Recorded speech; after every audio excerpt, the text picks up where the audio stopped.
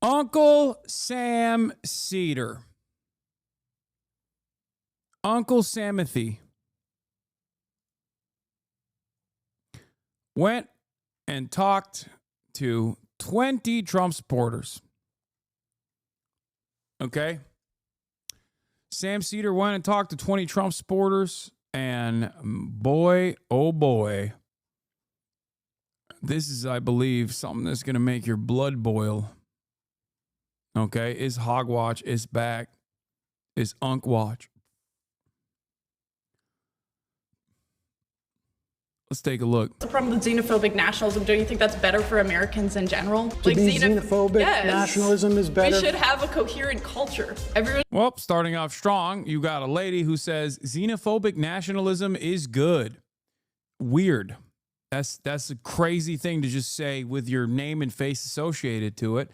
But I guess these demons don't care any longer. They're like, well, this is basically akin to that one chatter from a couple days ago being like, what's wrong with being a Nazi? You know? Except that person was an anonymous account, probably on their 8th sock account after being banned 7 times prior. This person is just actively saying it with their full chest. Everyone should be a part of the same culture. Did you pre-watch? I thought you said you were avoiding it. No, I saw this clip. I saw the trailer. That's it. I didn't see any other clips. I only saw the trailer. Which, do you get to choose what the culture is? We already have a dominant culture. I mean, look, I got to be honest with you. Like, is this her? This photo is viscerally disgusting to me. Got angry just from seeing it. Wait, this is the person who said, what's the problem with xenophobic nationalism? Bro, this is so amazing.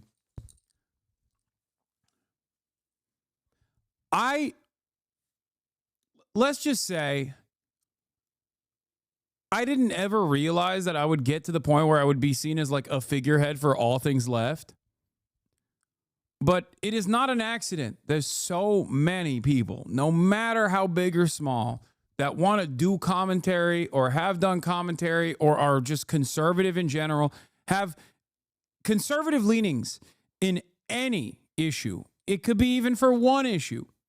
Have made me the fucking avatar for all things that they hate. It is wild. You can be a liberal, a Democratic Party voter, and like be conservative on one issue, and you'll be like, I hate this guy. I fucking hate this HasanAbi guy.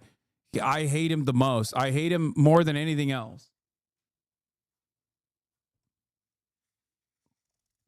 Lots of hogs love saving photos of you on their phone. Weird as fuck, to be honest. Yeah. It is weird as fuck. But I think it's because in their minds they've made me into this like avatar of leftism, socialism, or any number of different progressive values that they just despise. That's it. This lady is an adult Catholic convert. Oh my God.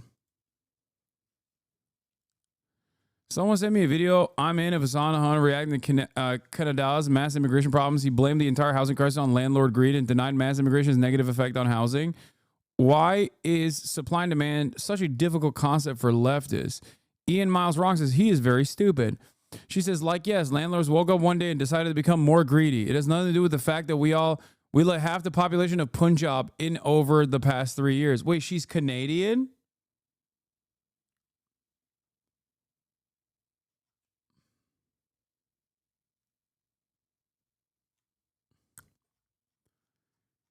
Pick a fucking struggle, man. So she's Canadian and she's an adult Catholic convert and she exclusively talks about like racism in America. Oh my God. Amazing.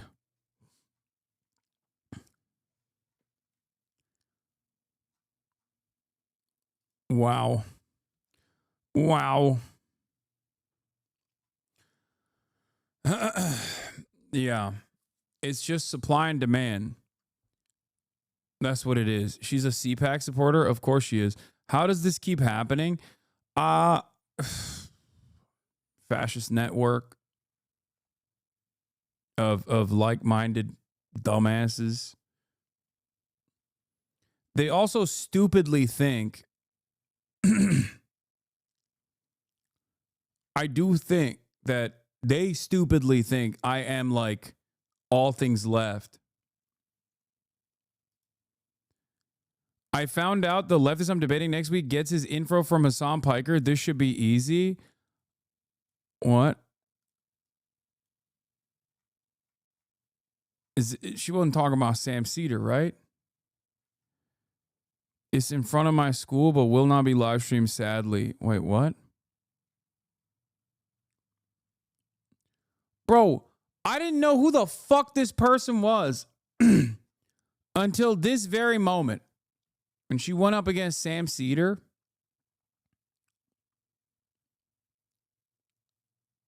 I mean, this is from November, but they filmed this in January, so maybe this was, next week, probably not. Anyway, I didn't know who the fuck this person was. Turns out I'm in their mind, like, quite frequently. They got photos of me. They got screenshots of me in their phone. They're posting about it. It's not healthy, man. It's not healthy. This is not healthy for you. Okay? That's crazy. Oh. Do people think Steve Bannon is some secret Nazi? No, people think Steve Bannon is an open Nazi. All right. Stop scouring this person's like thirsty ass infatuated tweets about me and other right-wing issues. I'm letting you know this is a long ass fucking video. All right, let's keep going. You and I have a fundamental disagreement. We will never see eye to eye on this. Hi, I'm Sam Seder, host of the Majority Report, and today I am surrounded by 20 conservatives.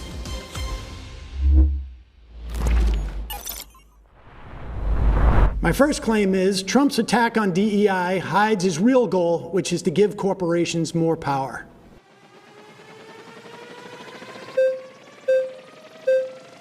What a great, oh God, he presented that so perfectly. I really want to know, this is a tough way to tackle this argument from the conservative perspective, because that's just the truth. And not only is it the truth, it also is presented in a way that like makes it really hard to argue against. All right. Sorry, Sam. No worries. All right. I think I have a slight issue with... Okay, first of all, this motherfucker is making the best latte of all time, okay? Why is this barista-looking ass sitting across from Sam Seder and not talking about how Sam Seder is not radical enough? Like, this is a card-carrying DSA member in a polyamorous relationship with a non-binary person by the name of Sock, and yet here he is sitting across from Sam, not talking about it, things from an anarchist perspective and saying he's not going hard enough on how the concept of a shower is actually an unjustifiable hierarchy, but instead he's going to be sitting here being like Donald Trump is our Lord and Savior. Dudes that look like they own a vinyl collection should not be arguing to defend Donald Trump. Dudes who look like they've experimented with pegging and talk about it openly should not be arguing about Donald Trump being great. What the fuck is going on?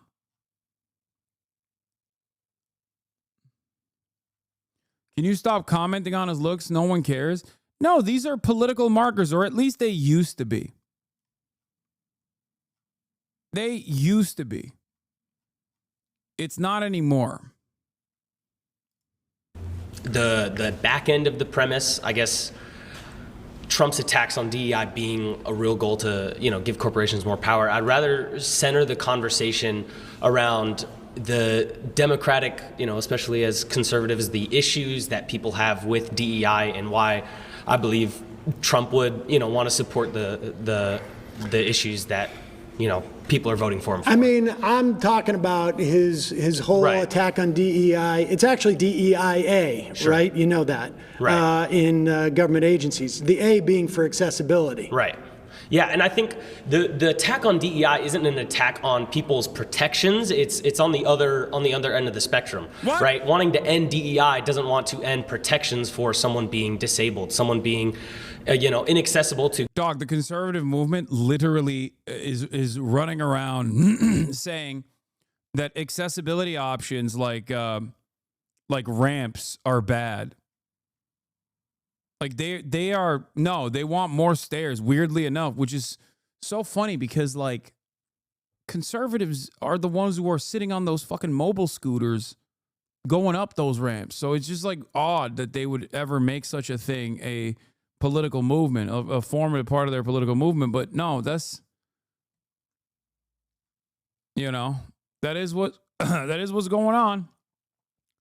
To get into a job, it rather wants to de-incentivize corporations to push them to hire these people on unfair bases, right? But DEIA Right. is not about quotas or anything like that. It is about protections for people within these organizations, or to make sure that you have different communities that have the opportunity to apply to these things. Right. So it can mean within government agencies, it means things like let's pay interns so that not only wealthy people can have their kids do internships in these agencies. Right. Or let's put out notices around. Dog, I'm sorry. You're talking about So that not only wealthy people can have their kids do internships in the. You're really going to tell me that this dude is not going to start the conversation with a land acknowledgement? You're telling me that this dude is not going to talk about how, while we're having this conversation, I do want to start off with a land acknowledgement that, this conversation taking place is on stolen Lakota land, that type of shit.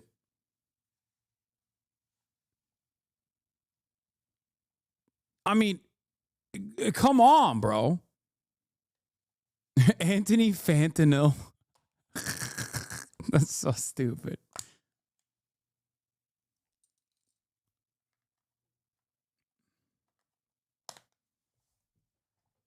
By the way, I'm not the only one who thought this. Conservatives watch this, and this also goes back to the argument that I always point to. Conservatives love responding to shapes and colors and not actually the real meat of the matter. Because Cat Turd and all these other conservatives that watch these videos thought that Sam Seder was the conservative one and thought that these gay libtard looking commentators were actually the gay libtards. They literally thought that these guys were the liberals. Liberals are so dumb. Which is to give corporations more power. DEI essentially provides tax cuts for the. Cat Turd thought that this person was the liberal, and Sam Seder, who was clean cut and older and wearing an outfit that they thought was better associated with conservatism, thought that they were the conservatives. Liberals are so dumb. That look you get when you have to debate a brainless, witless social justice warrior clown whose IQ is mid-50s. He's the progressive, actually. The guy you're calling the clown is a conservative. Whoops. Really? He sounded like the adult in the room. Lol. This is why I was talking about the way that these guys look.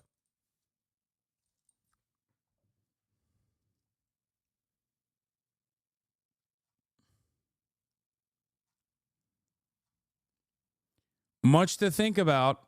Will this person go back to the drawing board and maybe reconsider his fucking worldview? No, he won't do that.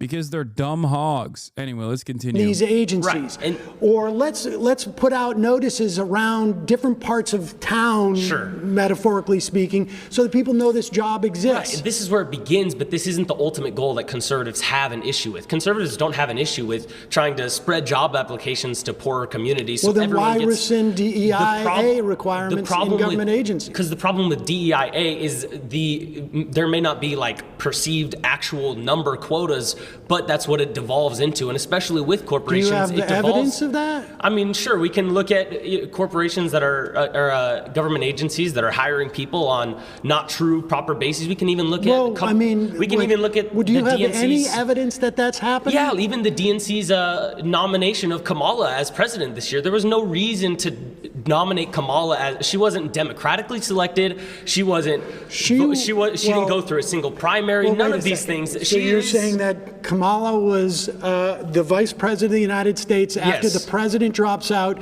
2 months before the convention. You think that's a DEI She wasn't hire? Every presidential nominee is democratically selected to be the nominee for that party. Dude, the greatest counter to this is literally to say, yes, Kamala Harris is a DEI hire by one, pointing to Joe Biden's. Oh my God, they're so bad at debating that now I'm debating for them. Okay. The best part of this argument is to literally say every vice president to a certain degree is a DEI hire. Okay. Joe Biden was a DEI hire to Barack Obama, just like Kamala Harris was a DEI hire to Joe Biden. Okay. You can just say that. That's a much better argument. Sam Seder would literally agree with you, and you would actually stoop him in this situation because he has made that argument, right? He has made that argument that like Joe Biden is a DEI hire for Barack Obama.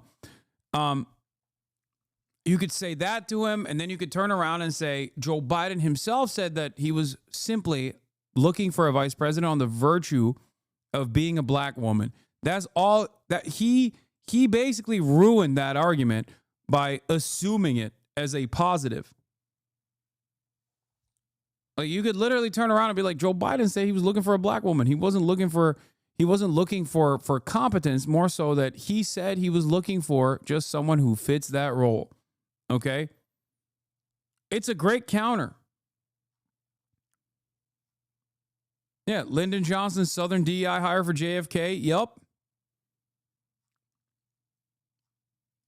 Do you realize except there were for not Kamala even Harris. primaries prior to 1972 Well, in sure, the Democratic but Party? this isn't before 1972. Well, I understand, but what did you think you were going to run primaries in those 2 months? Well, I mean, sure, Joe Biden should have dropped out even 3 years even ago, as far as I'm before- concerned. Well, sure, but even before, when Kamala was running in primaries, she wasn't the next man up. None of this. She wasn't the next person. Well, she up. was the vice president. Right, of course, but yeah, she wasn't that in tiny primaries. detail. But Right, listen, well, aside from, I would have might have wanted a different candidate as well.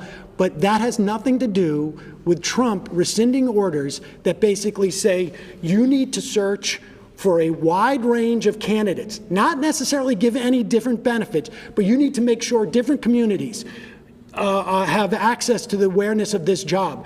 You need in your office accessibility for people who have physical handicaps. Sure. If you have What the fuck what is happening back there? Oh my Lord, what is happening back here? What the Yo, conservatives are lost the plot, dude. What the fuck? I didn't even notice. I didn't notice there was a stand user, okay?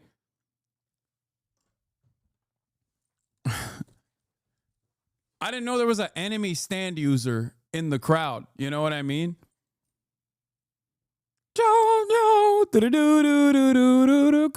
win. of folks who identify as as trans, you need to make it at least hospitable and not. This is all non-discriminatory stuff. That's what this is all about. But you're cherry picking the portions of DEI that even conservatives don't have issues. Conservatives don't have issues with making workplaces. The whole DEI apparatus within our government. He's saying this is such a funny way to admit defeat when you're like, well, you've actually presented the argument in a way that I can't agree against, and I don't like that. That's all he said. He's like, I don't actually like that you're presenting this argument in a way that makes my side look fucking stupid. Oh, wow. Okay, well, I guess you should agree to him then. What do you mean? I can't argue against this. I'm agreeing with your argument, and I don't like it. You have no counterpoints, so you just basically have two options here. Concede or just be a dumbass conservative. Of course, dumbass conservative is going to go with the second one. Okay. Was a function of doing exactly what I said, had nothing to do with quotas. It is unfortunate that those things get taken out, and there might. Yeah, this is the age-old conservative position. Okay, they do this about abortion too, where it's like, we think abortion is murder. Okay, all right. Well, abortion protections are overturned by the Constitution after they lied and said that this was a super precedent, whatever, right? And then now they're forced to basically bring back abortion rights to where they existed before the Roe v. Wade protections, or sorry, during the Roe v. Wade protections, because it seems like all of the abortion protections were actually valid. Okay. Women who have miscarriages being targeted falsely and unjustifiably, women who cannot carry a pregnancy to term because of other complications. All this stuff now are points that conservatives have to concede on after spending the past couple of decades being like, abortion is murder no matter what. It's like, all right, so I guess you didn't think abortion was murder, dumbass. You can't turn around in that process and be like, well, conservatives agree with this stuff. Okay, so why did you seek out the banning of abortion then? My position on this, by the way, in the way that these guys look, and I think that a lot of these are like new conservatives in general, is that COVID cooked it. I think COVID cooked a lot of people's brains. I said COVID broke this nation in meaningful ways we're too stupid to understand. Because Toffee says, watching the Sam Seder versus MAGA Jubilee video, I feel like something major has shifted here. I can't get over it. Why on earth do conservatives look like this now? Dudes who look like this should be doing theater and making iced lattes, not arguing in favor of fascism. To which I responded with, it's COVID. I think that these guys are victims of COVID brain rot. Straight up. Felix replied to me and said, nah, this is how conservatives will look like for quite a long time. He said, I definitely agree that we'll be experiencing the social background radiation from COVID/2020 at large for years to come. But we've had conservatives who look like this / their respective generations' versions of this for longer than we've had passenger jets or integrated circuits. And I respect Felix's position. So he is also a hog whisperer. I do think that there's a lot of granola ass liberals, though, that I think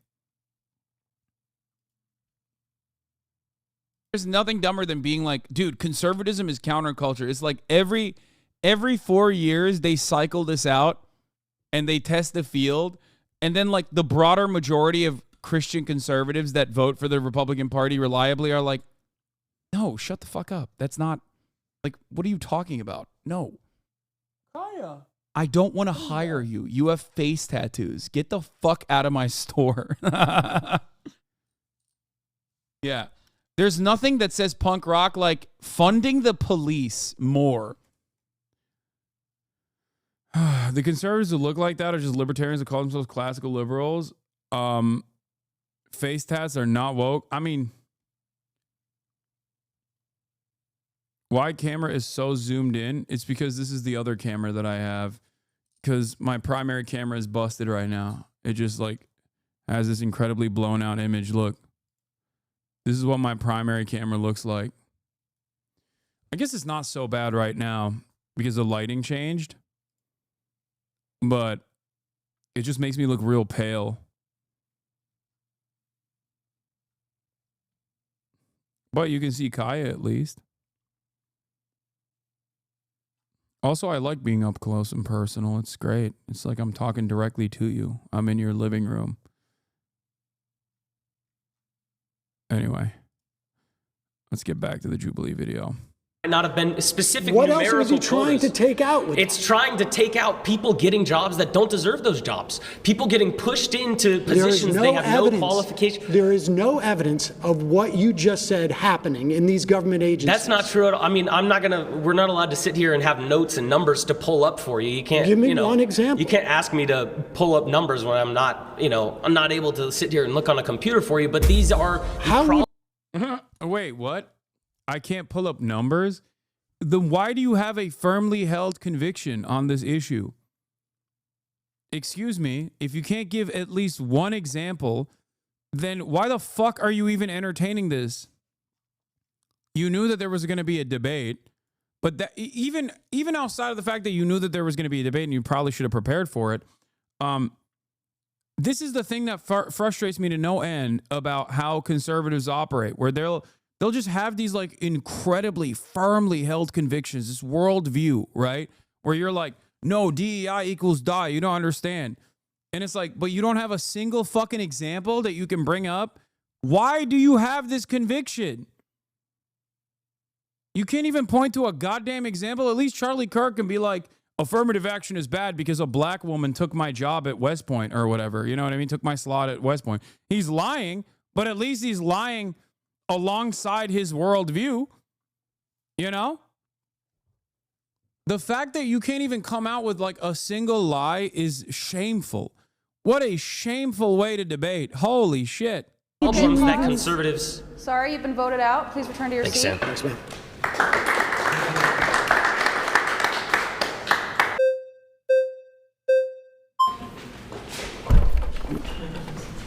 See ya. Okay, so I think the roots issue with DEI isn't what the previous gentleman was trying to point. Conservatives aren't necessarily have issues with those things like accessibility to people who might need help. The issue is, and I kind of referred to this before, when you have agencies and systems, what tends to happen when you have government overreach, big government, is that agencies and systems get abused. And I think unequivocally, DEI was heavily abused in practice. It was great in theory. It's idealistic, which is sure is fine, that a lot of people can get behind, but it was abused in a lot of ways. When you have actors, like we're in California right now, when you have actors, white male actors who are being told, we do not want white men, we're not gonna cast any white men, we only want this particular kind of gender, race. See, I wouldn't say like the optics of this dude is giving liberal, you know? This dude straight up, I mean, I see this dude, I'm gonna be like, okay, I know what this is about. You know what I mean? I know what's going on here. The other dudes, on the other hand, they do fucking straight up look like liberals. Right? That is an abuse of a system. It's no longer fair, but more about just perpetuating one aspect of, visual compelling aspects. Because at the end of the day, what's going to happen is companies are going to say, well, we want to look the most diverse. Okay, well, and what that is it's moral grandstanding. It's saying because we have more black women, we sell better soda. Like that. I got you. That is not. Well, that's getting a little far afield from what Trump's DEI orders are. But I can tell you, as somebody who was a sitcom actor in the 90s, I would walk into a room and everybody I would see would look like me. And I was doing a second position, which doesn't even exist anymore, where you do 2 pilots a year. And I was looking around basically every part of television when I was a kid. I was centered in some fashion. It was either this is about my mother, or this is about my father, or someone like me was centered. So, we can argue as to whether or not Hollywood is overcorrected in some fashion. But on a governmental level, the DEIA directives that agencies were following for the past 4 years, there's nothing, I don't know what you mean by abuse on it, but there is no evidence that it was an affirmative action program in those instances. It was about anti-discrimination. You cannot discriminate against these people, and you want to open up opportunities for a broad swath of people. Again, the internship is like one of the most material things that exist there, where the idea that you need to pay interns. And that's important because you want low-income people to have the same sort of like opportunities to see these things as wealthy people. You know, my kids can maybe afford to do an internship for the summer instead of going to get a job. I think what's happening is we're talking about two different things. Well, but I'm talking about Trump's DEIA rescission is a way of basically driving people out of these agencies, making it you're saying Trump specifically, and I understand why you're saying Trump, but I think the American people as a whole. Oh, you've already lost the argument. You're just basically, again, trying to this is a very tight premise. Okay, this is a very tight statement. So it's very difficult to counter it. But the premise is like Trump's attacks on DEI hides his real goal, which is to give corporations more power. It's because it's true. Not only is it true, but it's very well worded. So that's precisely the reason why, like, no matter how smart these guys might be, and I'm sure some of them are smart, they're having a really hard time tackling it. So they're like, oh, well, I don't mean like Trump. I don't want to talk about Trump. Drop Trump from the argument. Okay, well, he put Trump in there. The whole have kind of, and I won't say whole because obviously it's not 100%, but a majority of the American people have kind of rejected DEI because, again, I don't think a majority of Americans know what DEIA is. That may be the case, but again, my point is we're talking about abuse of a system. What you're talking about is not necessarily what was happening. What people were seeing were, hey, because you're white, you can't do this, and liberals like to do this thing where they create systems and then they created the whole idea of woke and then they backed away, and then conservatives say woke, and then they're like, well, we don't know what woke is. They created DEI. Biden literally said Kamala Harris is being chosen because she is a black woman, and then all of a sudden Democrats for the rest after that said that's not why she was chosen, even though Biden literally said that. And then we have this cognitive dissonance as if we're not living in reality. Biden wanted to make sure that there was that there was an opportunity for a black woman to be his vice president. Without a doubt. So why did Democrats move away from that and say no, it wasn't because she was a black woman? I don't know my point is it's not because she's a black woman. But that's what they said. I can agree that it's not because she's a black woman, but that's what they said. Why did they say that then? No, because there are plenty of black women, right? Like, he could have picked anybody, but he picked specifically her. You're positing the idea that there wasn't a black woman who would have been qualified for that position. No, and I don't believe that. No, that's not what conservatives aren't saying, that there aren't, because again, even in the Republican Party right now and in Trump's cabinet, there are people of color that Democrats pretend don't exist, like J.D. Vance's wife, and J.D. Vance's wife is not in the cabinet. Rewind chatters. It is quite literally an hour and 30 minutes. Shut the fuck up. No, but if J.D. Vance was a Democrat, his wife would be lauded all over everything because of her color of her skin. Listen, I'm not here to defend the Democrats' choice on every policy, but there is one party in this country that is identitarian. There is one party that is represented and it is homogenous, and it is the Republican Party. 85. This is a decent take. This is a good way to restructure the argument. He's right. The Democratic Party has a lot of like non-white, non-in-group policies that, especially in terms of like social advocacy that it engages in. But the Republican Party is a true identitarian party in the sense that they do actively advocate for white identity politics. It's actually it's a decent way to reframe the argument. And yes, while there are thoughts on her fans calling CPS on Ethan, what the fuck are you talking about, big dog? What an insane assertion. Is that even something that Ethan has said? I feel like people are now hallucinating positions that I don't even think Ethan Klein is saying.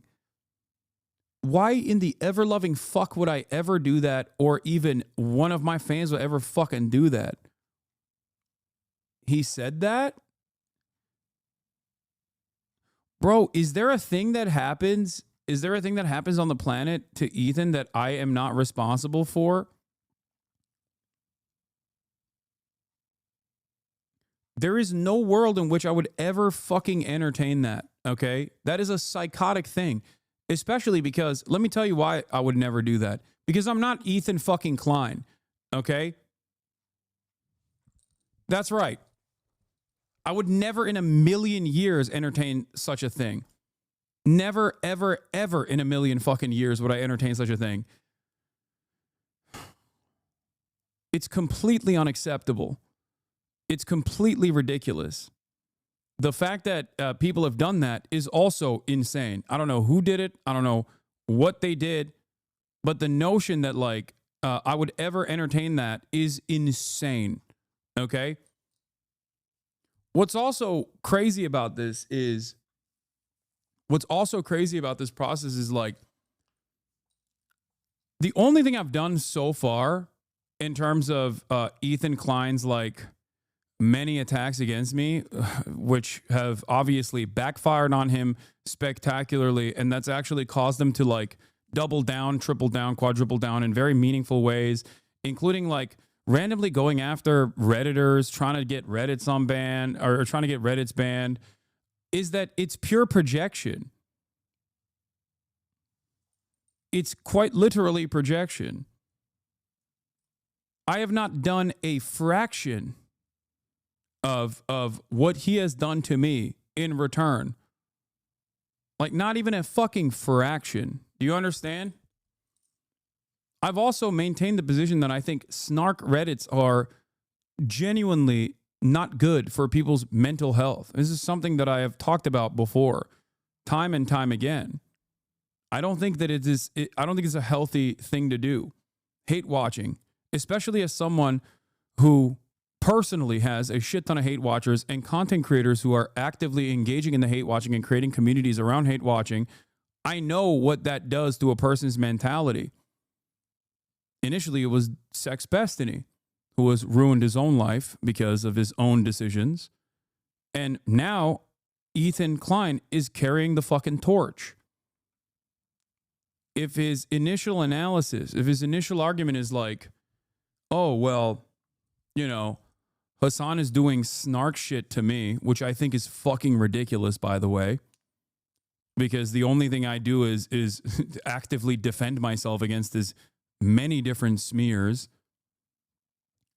If that is considered snark, what the fuck is Ethan Klein's subreddit? What the fuck is he doing every single day? He lies about every single thing that I do every day, every time he's broadcasting, including, I guess, but not limited to the fact that he somehow tied back someone engaging in a heinous act of calling Child Protective Services on him to me. Ridiculous. Truly ridiculous. The difference between Ethan and I is that I don't actually have to massage a narrative. He just actively does that to himself. He just like says wrong shit and then I respond to it and I show why it's wrong. With him, on the other hand, he has to literally take something out of context and be like, well, here it is. Here he is doing it again. I don't think I've ever talked about this. No, of course not. Of course I would never talk about any of that shit. I would never talk about his kids. I would never, like, that's ridiculous. I also don't think it's appropriate at all. And I will also personally not entertain like what may or may not have happened either. I don't think it's healthy.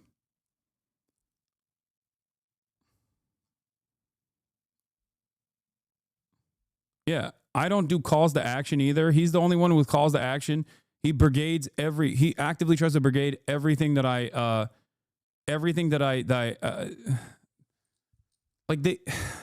anytime a journalist ever written about me, he will fucking post it on his Instagram and be like, go harass this journalist, like straight up. I mean, I'm paraphrasing. He doesn't say literally to do that. Even he is smart enough to fucking understand that would be a bridge too far.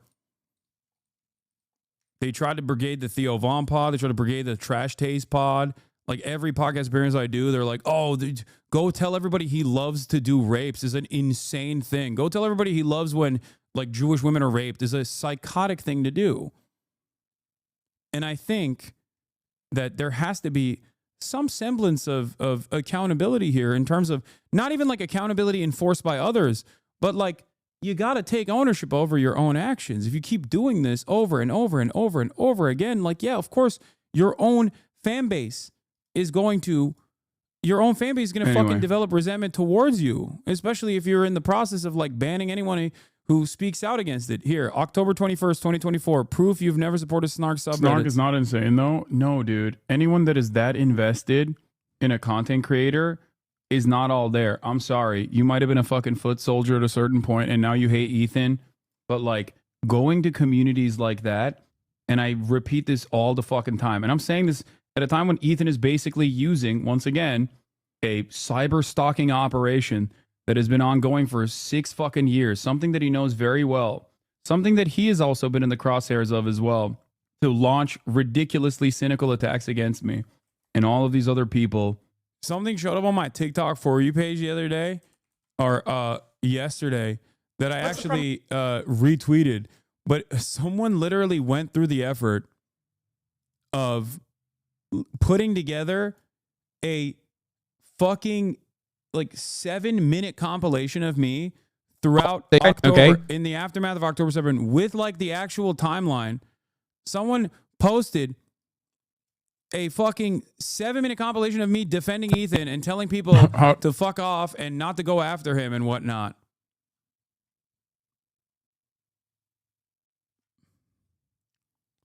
It's wild that this man has had so much animosity and so much smoke for me.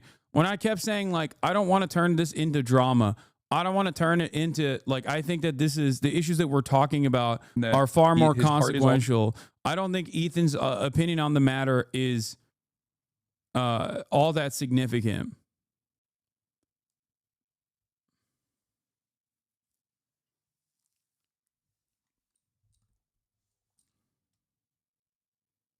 It's just entirely manufactured and one-sided, dude. I believe I can communicate with, that I can lead by, from literally November onward, every now and all the way until like I do care about until the past couple of months, literally all the way until the past couple of months. I was like, listen, I think Ethan is on the side of the Palestinians over and over again. This is what the foot soldiers should see, the ones that now fucking hate me and think that this is like, my doing, that I'm single-handedly responsible for all the fucking awful shit that's happening to Ethan.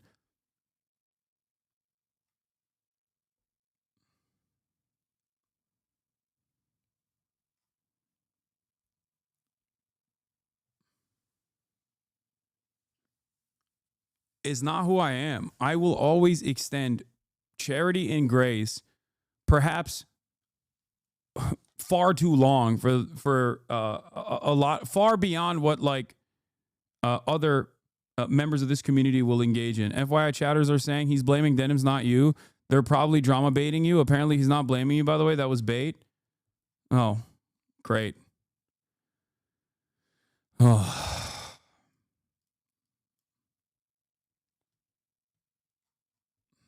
Let's continue with the fucking Sam Seder video.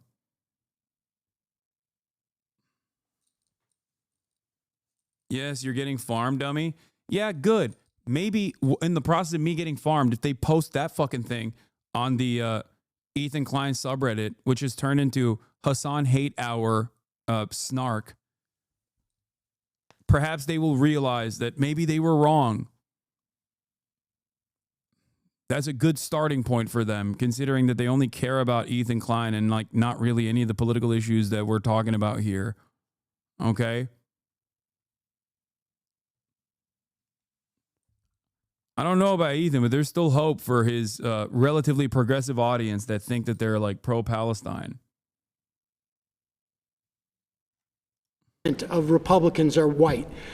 That's just the reality of it. So does that Some mean people that? don't necessarily have a problem with that. But here's the thing. You said even if let's just say, okay, that's true. 80% of Republicans are white. Does that mean that they're less moral? That they can't run an effective government?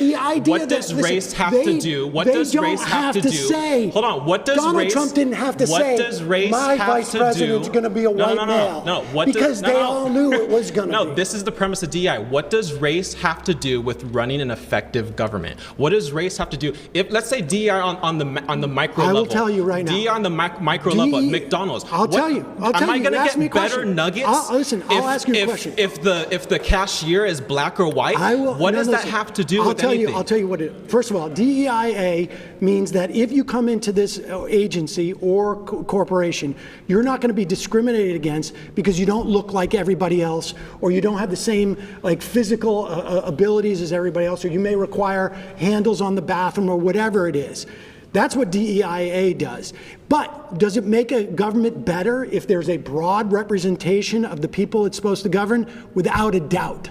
Without a doubt. Correct me if I'm wrong, and you guys can correct me if I'm wrong.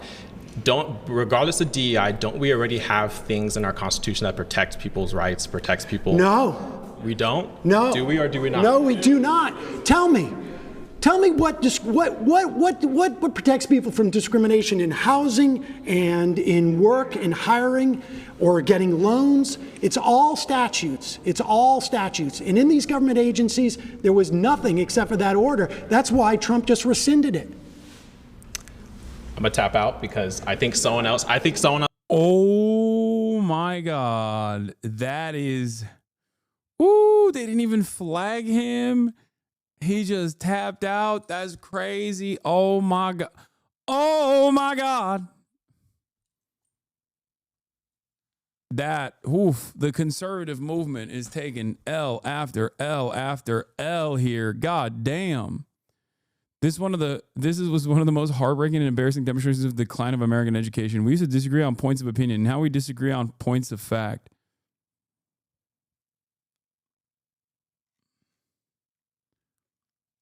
Else has a better can defend that point specifically better than me. All right, please return to your seat. That's crazy.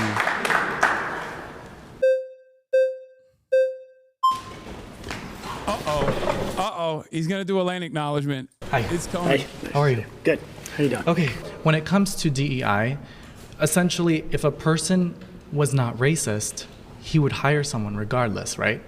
So why would we need a policy to protect a person if we've moved past racism? So would you consider yourself racist? Wait, are you suggesting we've moved past racism? Would you consider yourself racist? I consider myself, and sometimes I think we all practice some form of, white supremacy. I think actually we all do to some degree. Well, I'm glad that you're saying that. So I guess going to the LGBT topic, it seems like it's very prevalent for you as an issue. Wait. Don't jump off that point. He thought he was cooking. He thought he was cooking there. He's like, oh, well, actually, we have no need for DEI or affirmative action or any sort of protections against marginalized identities because we've moved past racism. And you're actually racist if you don't hire people. But also, at the same time, it should be left up to the individual. If they don't want to hire black people, that's okay. It seems like a big issue. I mean, the Republican Party spent literally hundreds of millions of dollars demonizing trans people. Well, the reason why they've done something like that, and I think you're misconstruing the narrative, they haven't demonized them. They simply want protection. Misconstruing.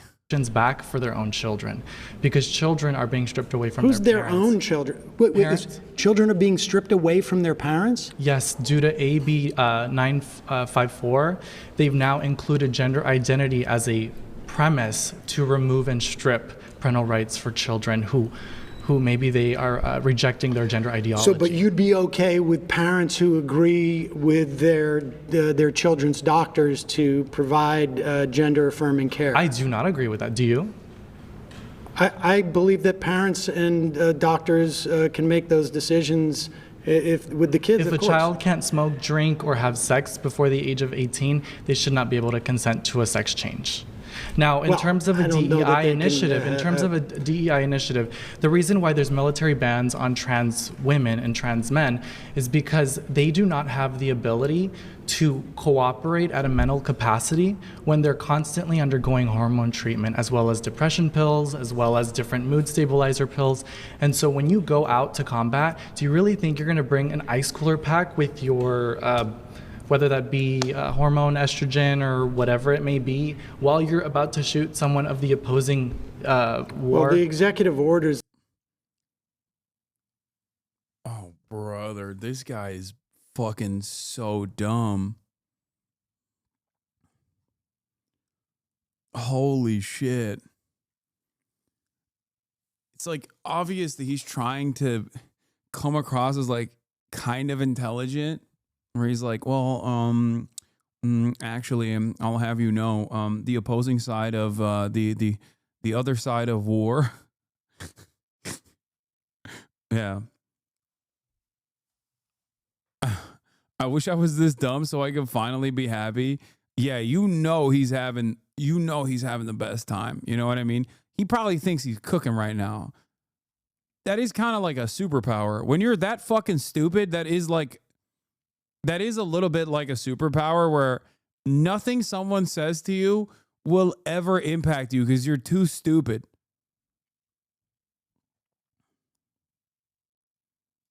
That Trump gave were DEIA orders that had to do with agencies that have nothing to do with the military. Yes, they do. Yes, they absolutely do. The FDA, they just revoked the ability of the Air Force to teach Air Force members about the Tuskegee Airmen. Well, what are we talking about here? Okay, well, honestly, like they're rewriting history. Well, that's your perspective, right? He's like, well, Sam, I'll have you know, I don't know what you're talking about. What is a Tuska? What did you say? Tuska what now? Maybe that experiment was woke and gay, and I'm glad that they actually deleted it. Oh, that's awesome. But at the end of the day, if a person... Tuskegee Airmen, we can all agree, existed, right? Just listen to this. If you were racist, right, and you were an employer, and if you wanted to absolutely be racist and exercise that, you would. I think DEI sort of prevents people from seeing the reality. Wait, what? What is this argument, man? No, just stick to... Don't come up with your own argument. Just stick to the basic conservative arguments, dog. No, you are entirely too stupid. You are entirely too dumb to come up with your own arguments. Also, someone is in here talking to me about Tuskegee Airmen. Yeah, I know, dude. I was making a fucking joke. Okay, I know what the fucking Tuskegee Airmen experiments were. What the fuck is wrong with you? I can't even joke about shit in this chat. People will be like, "Oh, well, actually, I'll have you know if you didn't know."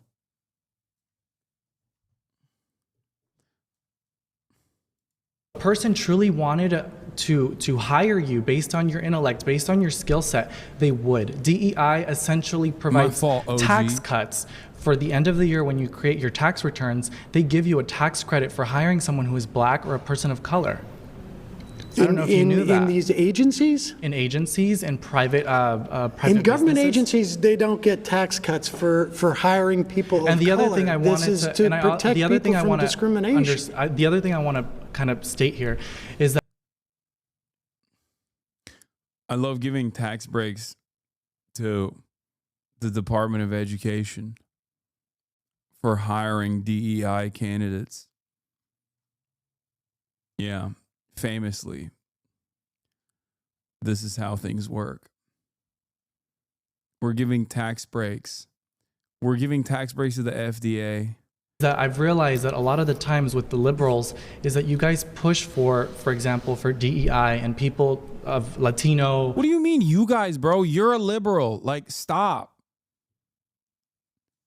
Fuck you mean, you guys, when referring to liberals. You will never convince me that this guy is not secretly a liberal, okay? What the hell is going on? Or Hispanic descent. And a lot of the times what you don't realize is you're actually doing more harm than good by putting them in positions where you make them believe that it's based on the color of their skin. It's based on... DEIA does not is not. It's based on merit. DEI emphasizes color, skin color, no, physical attributes. It says that the people who work in your agency, it's about anti-discrimination. Discrimination against what? Against people who may have different cultural mores, may have different. But that's irrelevant to a job, right? It should be based on merit. And that is the emphasis People here. get hired as a merit, but if the DEIA, I'm talking about Trump's rescission of these orders on these agencies. If you received a tax cut as an employer, wouldn't you hire a person of color? Dude, if you could pay them less? Listen, we're talking about government agencies that do not get tax cuts. They don't. Government agencies. They don't. No. No. They do. They absolutely do. I'm talking about every parts private. Dog. No. Why is he so fucking smug, dude? This is what I mean. It's like he's like, they do actually. And public sector gets tax cuts when you hire a person of color. Government agencies don't pay taxes. Government agencies operate are funded by the government. That is not true. That is not true. And you know what? I think that is not. Government agencies are funded by taxes. They don't get tax breaks. To which he responded with, "That's not true." What is truth then? Look at Sam's face. At this moment, he was like, okay, dude, this is so much worse than fucking having like libertarian callers call in because god damn, dude. Literacy rates have dropped. How do you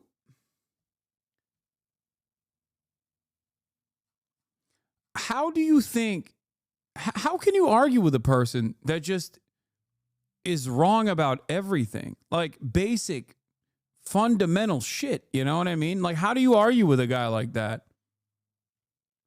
How do we fix this shit? Ironically, education, funding education, okay? I would say re-education, but honestly, there is no re-education here because there has been no education prior. So just education.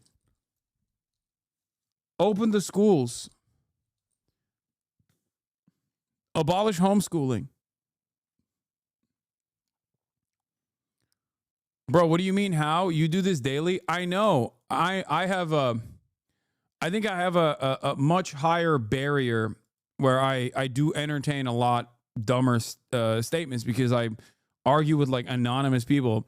But even if I were to meet someone in the real world who, you know, said things like this, I probably would have lost it way before Sam.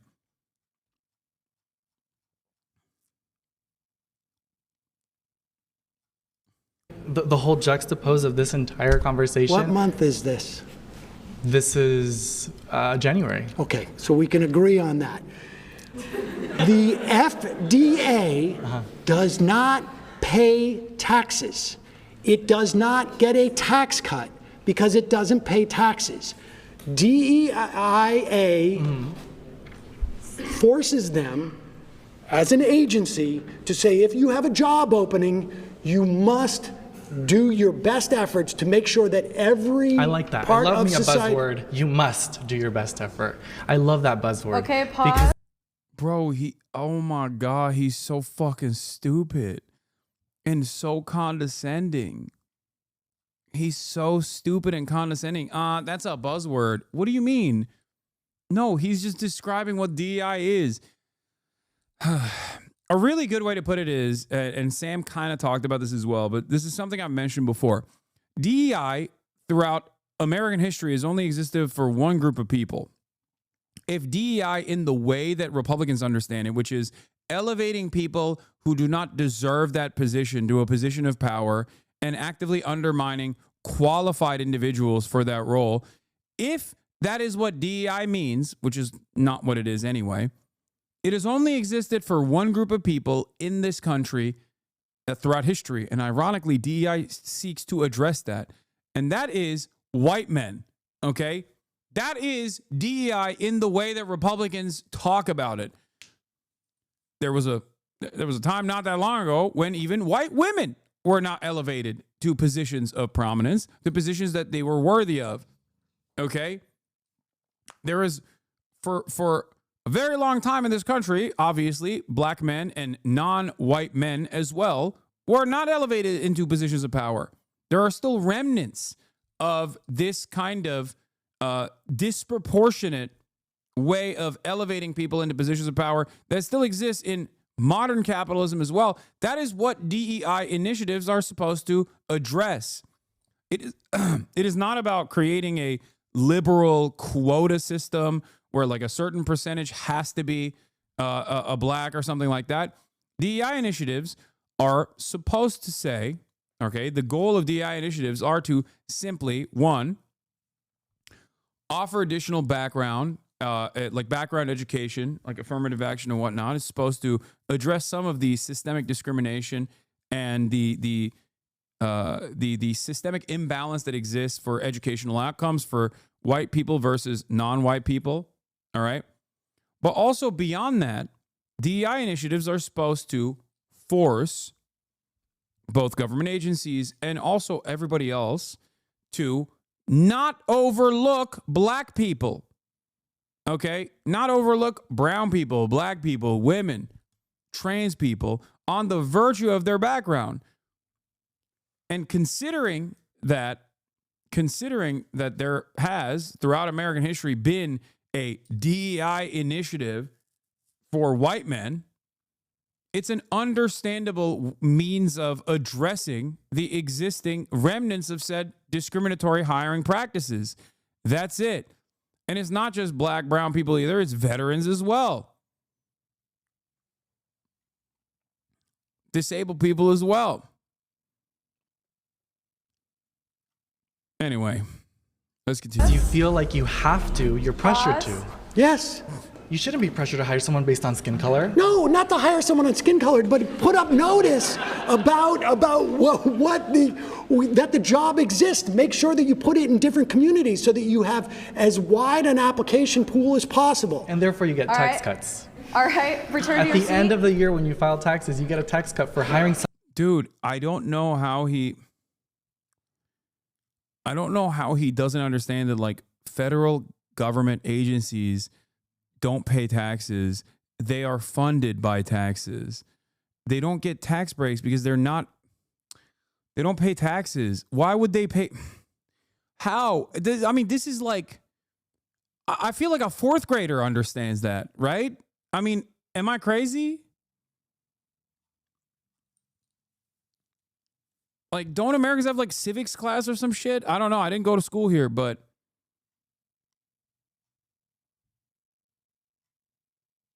what the fuck's going on? Someone who speaks Please a different return to your language or seat. different skin color. I don't know how to respond to that. So this entire group of people thought he cooked there? Like, is that they're like laughing because they're like, haha, yeah, you're right. He got you because as a matter of fact, the FDA does get tax breaks. Like, is that what they're thinking? How you doing? So I want a little bit more clarification because I don't even know if we got it yet on which part benefits corporations, like from your perspective. So agencies, the U.S. government agencies, the vast majority of them, what they function to do is inhibit corporations from essentially externalizing their costs onto society. Sure. So the example would be, I used it before, but it's a good one. I'm making Teflon, C8, for instance, okay? And C8 is supposed to be burned because instead of like deposited, because it's a forever chemical. And I can go out and instead of burning it, it's too expensive to burn it. I'm going to dump it in the water. Dump it into a river. And the EPA's Man, if only, if, yeah, what Sam is describing here is surely a hypothetical, right? Corporations would never really do that in the real world and dump poisonous forever chemicals in the water supply and directly destroy wildlife in certain areas, right? That are downriver. I mean, surely that could not be a real thing. Comes in and says, like, you can't do that. We're going to fine you. You're not allowed to do this. But what the company is doing when they do that is they're going to take the profits that come with lowering their costs by dumping it into the river. And those costs are then borne by everybody who lives around that river. They're going to get cancer. They're going to get gastrointestinal problems, whatever it is.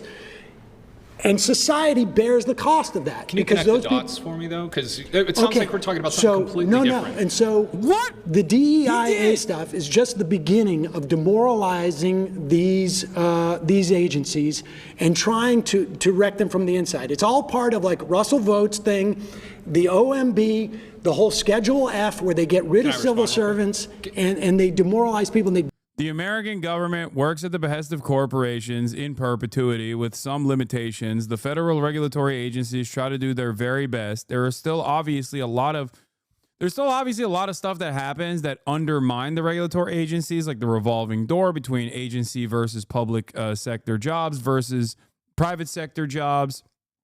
And having said all of that, Sam is correct. In both principle and in theory, the regulatory agency's entire job is to ensure that private corporations do not actually create harm for broader society, right? That is their job. Their job is to make sure the society does not bear the brunt of the cost of doing business. Be careful, bro. Chevron's a Twitch sponsor. Yeah, okay. I don't give a shit. Suck my dick, Chevron. So Sam's argument is that the Trump administration, working directly with the private sector, is actively trying to undermine the regulatory agencies that have already been crippled in perpetuity, but like basically killed them dead, so that there is no administrative state, there are no regulatory agencies whatsoever, so that corporations can dump toxic pollutants without fear of any repercussion or the marginal fines, penalties that they might actually pay. Right? That's it. don't want them to be able to function. So then would you agree, if this is about demoralizing, I mean, over 75 million people voted for Trump, right? He won the popular vote. Do you not think that in part, you even said yourself that Americans don't really know what DEIA is, according to your definition of it? I love this argument. Well, 75 million Americans are fucking stupid. So what do you have to say to that? I don't know. That they're stupid and they voted against their best interest. This is common. This is a thing that happens all the time. Well, the government's definition of it. Okay, well, I would argue that the average American is demoralized by what they've seen, the way that the government goes about their DEI policies and the military and other organizations, not just the military. Please return to your seat. Okay. Hey, before we go any further, of the news straight from mistake. My next claim is, unless you're a billionaire, a religious fundamentalist, or a xenophobic nationalist, voting for Trump was a mistake. Oh, this is another great fucking bars from Samuel here, okay? Bars. Presented it perfectly.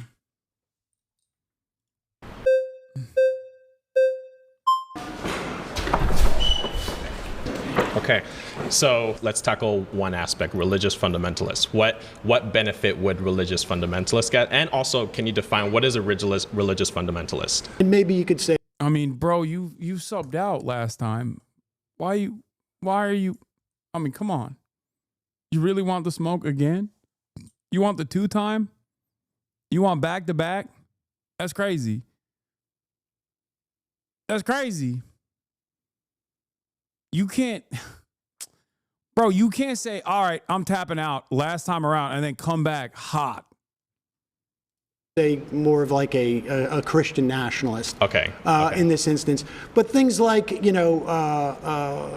attacks on trans folks, the attacks on a woman's right to choose, the idea that we're going to get stuff like an enhanced RFRA, which is going to mean that if you're a pharmacist and you don't want to provide birth control, you may not have to. Don't you think you're assuming that if you believe that public education, we should take that money and pour it into religious schools, you're gonna get a benefit out of a Trump administration. Yeah, but don't you think you're assuming that the vast majority of Americans who are moderates? Like, what do you think you're gonna get out of the Trump administration? Economic relief. That was what kind of dog? Ain't no way. Okay, they filmed this I think they filmed this before Donald Trump became president, to be fair. This might have been filmed pre-inauguration or right as the inauguration happened. I'm fairly certain because Sam was in LA and we couldn't link up because I was in Japan. So obviously, if you had any understanding of what Trump was saying he was going to do, just even like fucking tariffs, right? Or I'm going to deport 20 million undocumented migrants, for example. He hasn't done so. But the claim that he was going to do so, you could have recognized that there was going to be a devastating impact on the American economy if you had more than 3 fucking brain cells to rub together. Okay? Having said that, it's hilarious that the video came out not in January, but on March 9th. And we know that you haven't gotten the economic relief. You have not gotten the economic relief at all. Amazing. You could have seen it. You could have foreseen that there was not going to be economic relief, for the record. Economic relief. They're going to cut Social Security. You're going to have to pay for your parents. They're going to cut. When they go after the agencies, he's like, no, they're not going to cut Social Security. Yes, they are. Yes, they are. They're going after, right? This is outlined in Project 2025. Russ Vought, who's going to be the OMB head, he was the OMB head the first time around. He wrote all the book on this stuff. Okay, well, you bring up I'm relieving myself of all my savings. Fuck. Yeah, that's a form of relief. You know?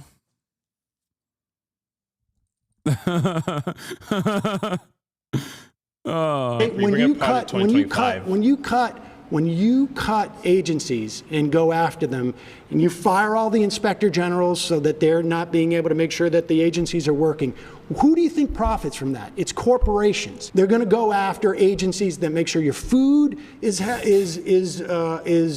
not full of botulism, that your air is not full of mercury, that your water is not full of C8.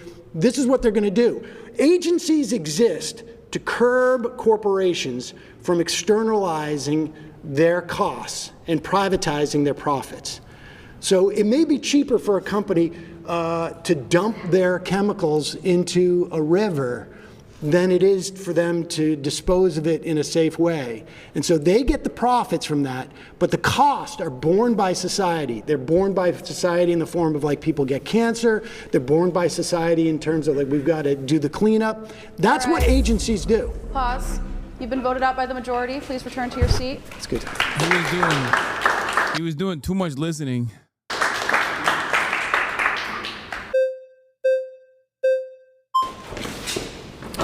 Hey. It's nice to meet you. Nice to meet you. Okay. Okay, here's the problem. If you don't have a established consensus truth, you know, things that are happening in the real world, if you don't have a established consensus on this, then a big part of this quote unquote debate is going to be Sam Seder describing basic functions of the government to increasingly dumber people. Okay. And in terms that like a juvenile can understand, because like clearly the people across from him are operating with like a 14-year-old's understanding of the world. And not even like a particularly smart 14-year-old, but a 14-year-old that's just like watched too many fucking TikTok videos. This guy's about to blow your mind. Okay. Okay, so I would like to touch on the religious fundamentalist aspect. Yeah. Are you an atheist? I'm a Reformed Jew. I don't have a strong belief in the existence of God, but I don't think that religion in and of itself is bad. Okay, so what's wrong with religious fundamentalists? So like when you said trans rights and women's rights or something like that? Well, the problem... What's wrong with religious fundamentalists? What the hell? Does this guy think only religious fundamentalists, the only religious fundamentalists are like evangelical Christians or something? Which, by the way, there is much wrong with that as well. But I suspect that he doesn't understand what that word means. You know? Like... I have with religious fundamentalists, and really more, I guess it's really theocrats, is that they want to impose their morality that comes from their religion on the... Sam should have just been like, bro, what do you think about ISIS? Do you like ISIS? And he's going to say, no, obviously not. He'd be like, okay, so you don't like religious fundamentalists. And then if he says, oh, but I like evangelical Christians, you'd be like, okay, well, they're religious fundamentalists. The only thing holding back the religious fundamentalist movement from doing ISIS-style shit is, you know, the established material conditions in the United States of America that stop them because they all die of heart disease before they can go and do ISIS-style shit. Okay, I'm joking on that front, but like, I'm not joking when I say if conditions were ripe for revolution or barbarism in the United States of America, if the United States of America resembled like a crippled, failed state that was invaded by a much larger superpower that completely destroyed it, then yes, our religious fundamentalists would be doing ISIS shit as well. Right now, they just go and protest outside of Planned Parenthood and then go get $5 jalapeno poppers and call it a fucking day. The moment that they can't get those fucking $5 jalapeno poppers, oh, all hell will break loose. Trust me. The rest of us, and I don't. But morality, from your view, is going to be a preference, right? It's not morality; it's a preference. What's So morality without a foundation is going to reduce you to a preference. Well, I have a foundation for my morality. Which is what? It's a humanist vision of what basically creates as little suffering as possible for as many people. Okay, so you're like a consequentialist, utilitarian. I don't really bother myself with being a consequentialist or a utilitarian. It's always going to reduce you to a preference. So if you say that killing is wrong and I say it's right, you would really have no contention with that.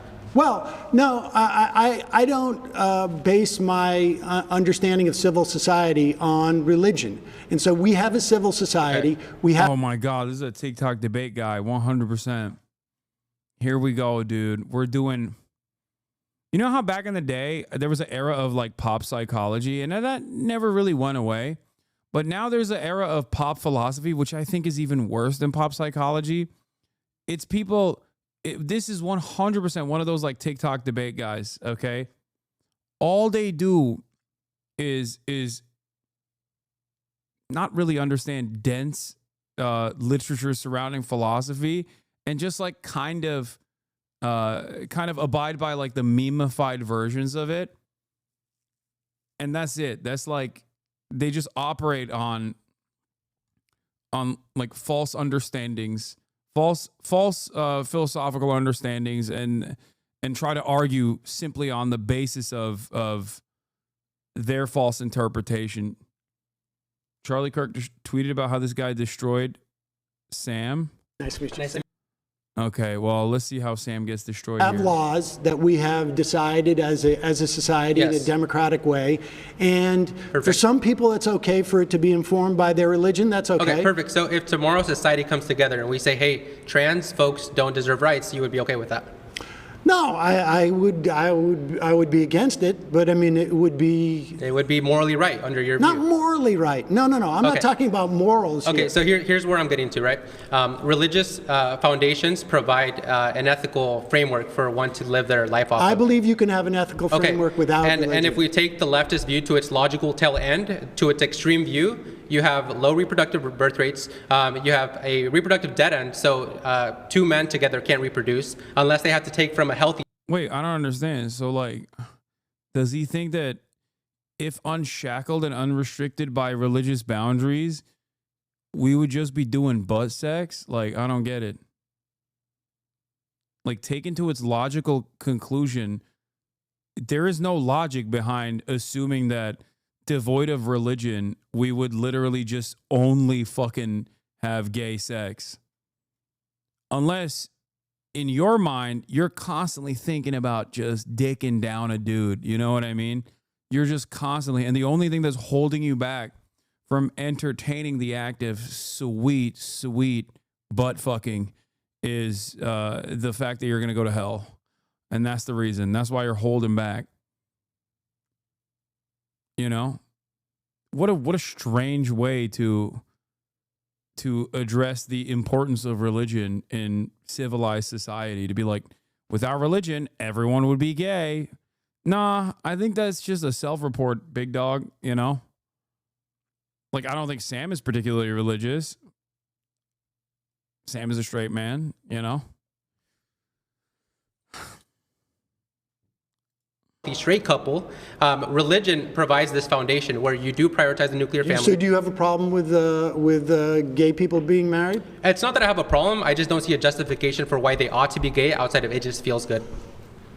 Can you give me another justification for it? Well, I think maybe that's the way they were born.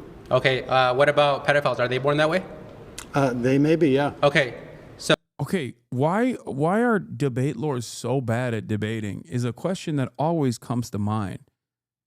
Pedophilia, regardless of the way that you're born, cannot be compared to homosexuality. The reason why you can't compare pedophilia to homosexuality is because if a pedophile acts on their urges, okay, they create harm. If a homosexual man, such as this guy maybe, acts on his urges to consensually have sex with another consenting homosexual adult, for example, you're not harming anyone at all. As a matter of fact, harm would only be caused if you are forced to repress your homosexual tendencies and desires, as is evidenced by the fact that you are making a horrible argument comparing pedophilia to homosexuality.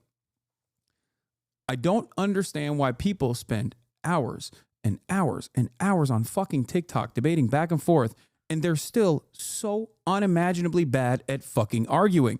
How is this possible? I hate to debate. I'm not particularly great at debating. Something that I voluntarily reveal about myself all the time. And yet, seemingly, for a lot of these guys, I feel like I cooked them, you know? It's just, it doesn't make any fucking sense.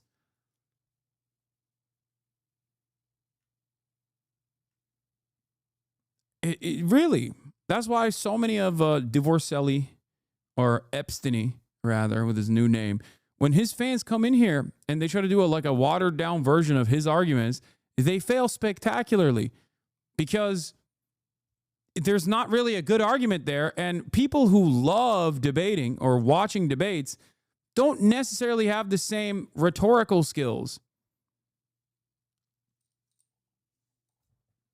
So should we let a pedophile off the hook since they were born that way? No, I think we as a society has decided... Should implement duties to prevent them from acting on that innate urge, correct? Well, I think between consenting adults, it's a different thing than... Okay, so you're okay with a children. 45-year-old dad with a 19-year-old daughter as well? Incest? No. If they consent, you're okay with that? No, I think society has also determined that it's not beneficial. Right, there's duties and obligations that we have, so religion provides those duties. Life isn't about freedom and exercising what you want. I mean, well, you want to impose your religious doctrine on me, and I don't want that. You just admitted we need duties. We have responsibility as a society to keep us functioning, to keep us thriving. Your leftist view, the other side of the other side of a debate lord is that they always have to bring up incest after they brought up pedophilia. Classic. Debate me on the virtues of incest. Debate me. Please don't fall into the trap, okay, chatters. Every now and then, maybe you watch a debate, okay, and you're like, damn, this guy's cooking, okay? If that's your whole content, you're inevitably going to talk about CP, pedophilia, and incest, and you're going to be debating those issues When all other debates have run dry, you gotta hit those. You gotta hit those untapped veins. That's what happens every time. Now, of course, for Sam, he drops that bomb in there because he wants to shake the confidence of his interlocutor by touching a subject that most people don't want to talk about or even think about. Problem is, Sam is an experienced political commentator and has a very calm disposition. So I don't think he's going to eat that bait and come across like befuddled by this rhetorical flashbang grenade that this dipshit dropped in the conversation. A conversation that's supposed to be about billionaire religious fundamentalists and xenophobic nationalists that only benefit from Trump's election, and that everyone else that doesn't fit into either of those categories actually loses from Trump being president. The liberal view doesn't provide anything besides it just makes me feel good. Religion does. So what's your argument? Also, religion does make you feel good. That's kind of the whole point. You abide by a certain set of standards that you dogmatically associate with like the appropriate moral code. Many of it is like misunderstood and misinterpreted, but that's besides the point. And it makes you feel good to follow those rules. Like, that's it. You just need a guiding principle because personally, I guess you're afraid of your urges, your own personal urges that many other people don't have, like, you know, inoffensive urges like wanting to have gay sex, or maybe really scary urges like wanting to do pedophilia. I'm just saying, if religion is the only thing that's stopping you from engaging in pedophilic acts, then you probably should get fucking institutionalized, you know? What's my argument as to why I don't want you have no your contention. religion to? Well, because first of all, I don't think that you have the right to corner what God is telling us is right or wrong. And there are differences between religions. And so my argument is, you know, like, you're not going to keep halal or kosher, right? I mean, I don't believe that someone has a corner on religious truth. And the reason why we have a democracy is because we didn't want a king. And the kings came from the idea that their God said that they're the ones who's supposed to be king. And so we can disagree on this. I don't want to live in a country that is ruled by religious fundamentalism. And if I do, you have no issue with that. And no. And this is why I say, under Trump, yes, you have won. Yes. You have a Only bunch male of Christian. and female. You're right. You have a You Christian won. nationalist, Yes. and Which is necessary. Yeah, this guy's a fucking loser, bro. Whole ass loser. He's like, yeah, I want only male and female. Like, as though you think, just for the record, even though Donald Trump is obviously giving red meat to these fucking dipshits, they will still experience the material consequences of Trump's devastating agenda of austerity, okay? Just make no mistake. He just thinks right now in the interim that they're winning, okay? That's it. That's it. Oh, yeah, only two genders, men and women, male and female. We won. It's like, no, bitch, your egg prices are still high as fuck, okay? Look at the stock market, dipshit.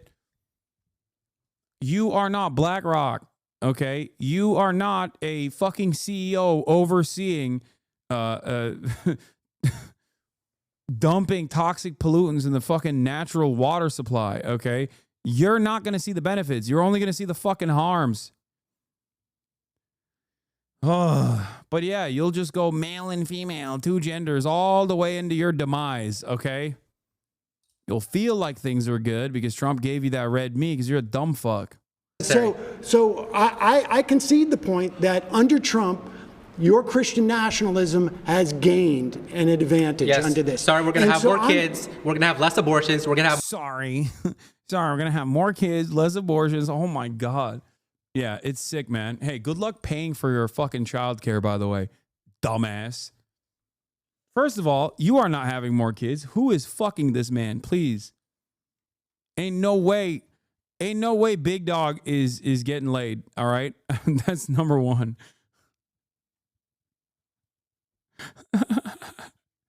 You don't have to worry about these things. These things don't concern you, okay? You are not getting pussy. More family. We're going to have stable family households. Sorry about better Trans education. people, gay people should be outlawed. They should be straight. They should be straight. Women should be secondary to their husbands. Women should submit right? to the husbands. Women that doesn't should mean they. submit to That the doesn't mean they are husbands. slaves. Right, it doesn't no, mean they are I slaves. It means they are understand. protected. You Okay, gotta let me ask you hierarchy. then. Let me ask you. No. Should women be drafted? Should women be drafted? Listen, I think if they're equal, should they be drafted? I think this is the vision that you have, and I think Trump supports it. Yes. I think the Christian nationalists he has throughout his government are all going to work towards your vision. Yes. And my hope is that when people look at this, they say, hey, wait a second. I don't want my life to be dictated by the notion of a Christian nationalist. It's funny though, because like he seems to be at least like he seems to have like a definable worldview that in his own twisted moral confines like makes sense. But the problem is other people are listening to this. This is not just the intellectual trappings of your own scary mind. You are revealing the insanely cruel worldview that you have.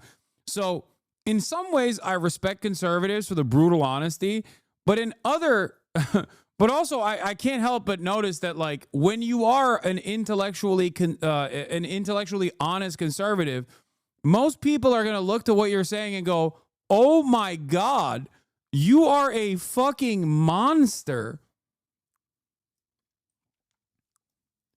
So I think Lil Bro forgot why conservatives use dog whistles. I think he forgot why conservatives try to frame their agenda from the perspective that is more appropriate for liberals, like the permissible boundaries of liberalism. Conservatives don't say we want to do forced impregnations and we want to force women to carry pregnancies to term, regardless of whether or not there is harm to the carrier in the process, because we don't want women to be able to choose what they do with their own bodies. They say abortion is murder. We're actually saving the baby. That's marketing. And there's a good reason for that marketing, because a lot of dumbasses in the edges respond to that marketing and go, well, okay, well, that makes sense. Yeah, a baby is a life. Like, they should preserve the life of the baby. I care about the sanctity of humanity, whatever, right? This guy dropped all of that and was like, no, women should be subservient and servile to their male partners. It doesn't mean it's slavery, but they should be subservient. Yeah, good luck. Good luck with that attitude, big dog. You know, I don't think you're going to win a lot of people over here. This prescription. Now, you may win out. I mean, certainly, like if you look at it. I do love this because he just accidentally agreed with the underlying premise that Sam Seder made here, which is unless you're a billionaire religious fundamentalist or xenophobic nationalist, voting for Trump was a mistake. And he basically came up and said, yes, I'm a religious fundamentalist, and I love that Donald Trump is doing religious fundamentalism. So technically, Sam is correct. And also simultaneously, he has revealed the devastating agenda of Trump. So congratulations to this fucking TikTok dipshit. A country like Iran, they have a theocracy there, and that.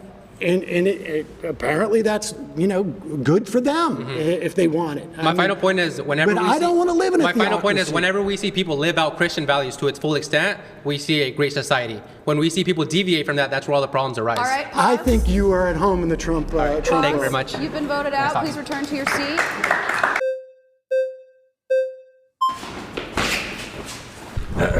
Oh, he's back. I think I have an issue with the implications of the prompt. I mean, of course, I'll stick on the religious fundamentalism. I think it's unfair to view Christianity separated from the ideology that Christianity informs, right? You have an ideology that you vote upon because you view it to be the truth that benefits everyone in a society. That's how a democracy works. I, as a Christian, have an ideology that informs my opinions, and I believe that it is the most moral and correct way for a society to function. So I think if we put religious fundamentalism in a box where you say any moral implications that I draw from this, religion is unable to be voted upon, unable to be pushed onto you because simply it's a religion, is unfair to view it that way. Religion is an ideology like all ideologies are. It's you vote away. I don't mind you. I don't dispute the idea that you could have a religious ideology and want to see it imposed upon others, and it's not inconsistent with my claim. My claim is that Donald Trump is ushering in an element of Christian theocracy that I can't remember his name, Alesia, and you may be excited about, but I'm not excited about it. I don't think the vast majority of Americans are, but maybe I'm wrong. I mean, I don't think this country was set up to be a theocracy, and I find it problematic that it will be, but others will be happy about it. I think it's unfair as well to label any morals that comes from religion inherently immediately theocratic. Like having a theocracy is something different than having. I think love thy neighbor is a good precept, and I don't know that we should necessarily legislate it, but I think it's a good precept. I think there are things from religion that are good. I interviewed Desmond Tutu years ago, who said that religion can be is like a knife. It can be used to spread butter or it could be used to stab people. But that doesn't mean that I want religious doctrine to be. I want Sam to ask him who this person thinks Desmond Tutu is. The same as the law of the land. We have a democracy, and it was founded on trying to get out from some type of like religious oppression, which means one religion shouldn't dominate in this country. That's my sense. Yeah, and I see that, but I think I have an issue with where you would perceive religious doctrine is derived from, right? A guy doesn't, at least in Christianity, a guy doesn't go in a room and come out and say that he has a secret message from God that everyone now has to follow. Religious doctrine is ruled over, it's reasoned over, the same way any ideology is discovered. I'm not talking about the validity of religious doctrine. I'm talking about religious doctrine supplanting democracy and civil society. Well, and I'm saying that religious doctrine is democratic inherently, and in the way that you. Well, I mean, look, we can have a debate as to whether or not women should be subservient to men.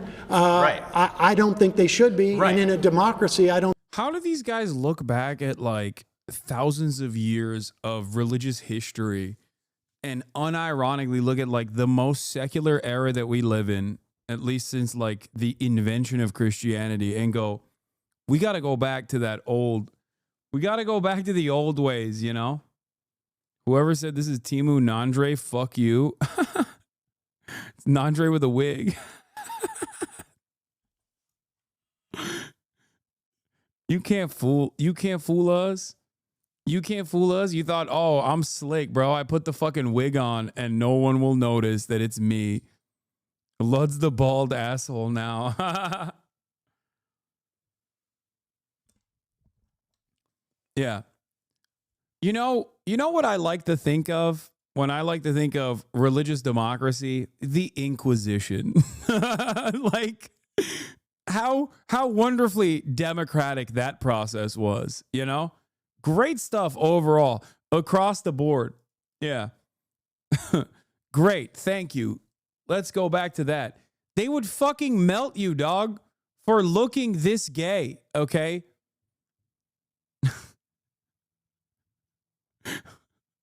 I don't think it's healthy. Right, but when you said earlier with him that someone shouldn't have I don't know the exact word, like a chokehold on what is, religious truth and what isn't religious truth, that's not how religious truth itself works, and that's not how religious truth is brought to the political table to have that work either, right? I don't know, when Pete Hegseth is in famously, religion always is open to interpretation, and that slight deviations never lead to horrifying acts of violence that span across centuries, okay? Famously, religion is super chill about having slight deviations, and it's always open to interpretation. Everybody always agrees to disagree. That's insane, dude. Oh, that's awesome. There's no way this person has not done like theology 101. You know what I mean? Like there's 0% chance he knows anything about history. Oh my God. Bar yelling, we're going to kill all Muslims. Well, that's, yeah. But now he's in charge of the largest military in the history of the world. And I think, and he's informed by his Christian nationalism. I think that's a problem. Right. Well, but we can disagree on that. Yeah, we don't take. Pause. You've been voted out by the majority. Thanks, Sam. Return to your seat.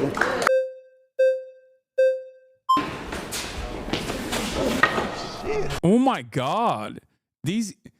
Why is it the same losers that keep winning, dude? Yo! That's crazy. Luther's 99 Thesis were seen by the church as a suggestion box submission famously. Yeah. No, of course. When I think of like religious dogmas and the history of all religions, okay, but especially Christianity, I always think of no repression, no persecution, and only wonderful, bountiful democracy. Endless democracy, as a matter of fact. That's what I think of. Because I'm fucking stupid. Because I'm a stupid person. Okay, so Eleazar mentioned his views on gay marriage, and I saw that you believe that essentially conservatives don't believe that gay marriage should be allowed. I want to ask everybody in this room, is there any law or legislation that Donald Trump has passed to... Bro, in a long time scale, let's say a quadrillion years when humanity's gone and it's as if we never existed. What does it matter if someone did X or didn't do Y? What would differentiate a saint from a murderer then? Don't you think there has to be an ultimate arbiter of morality beyond the harm principle for our actions to have ultimate consequence? I just don't think that our actions have ultimate consequence. Like what? You're just operating on the assumption that it does, while simultaneously talking about the meaninglessness of all of our individual actions in general. We live within the limited time frame of the human lifespan. So I say it's up to you to make it as good for other people as possible, and in the process make it as good for yourself as possible. You know? Like, I just don't believe that there is some ultimate arbiter of morality in general.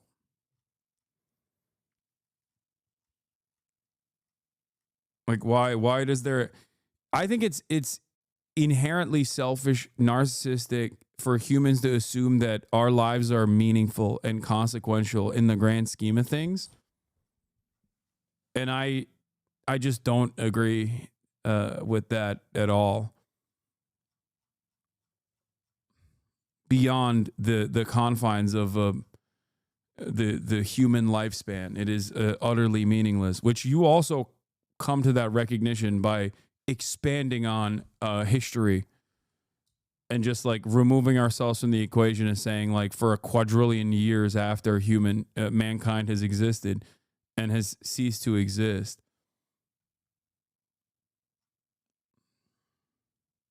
Who prohibit same-sex marriage in the last 4 years. Okay. Is there anyone in here who would potentially oppose two people kissing in public that are of the same sex? You could raise your hand if you want. Yes, in public. Kissing in public. No law against it. Just your own opinion. Okay. So these are all people's opinions, right? The same way you have your opinions about Christians is the same way these people are allowed. No, I don't have a problem with Christians. Well, you do not believe that theology should be at its We should not have a theocracy. Correct. And so what I'm saying is, wait, most Christians don't want to have a theocracy. What the fuck? Does this guy unironically think that like in 2025?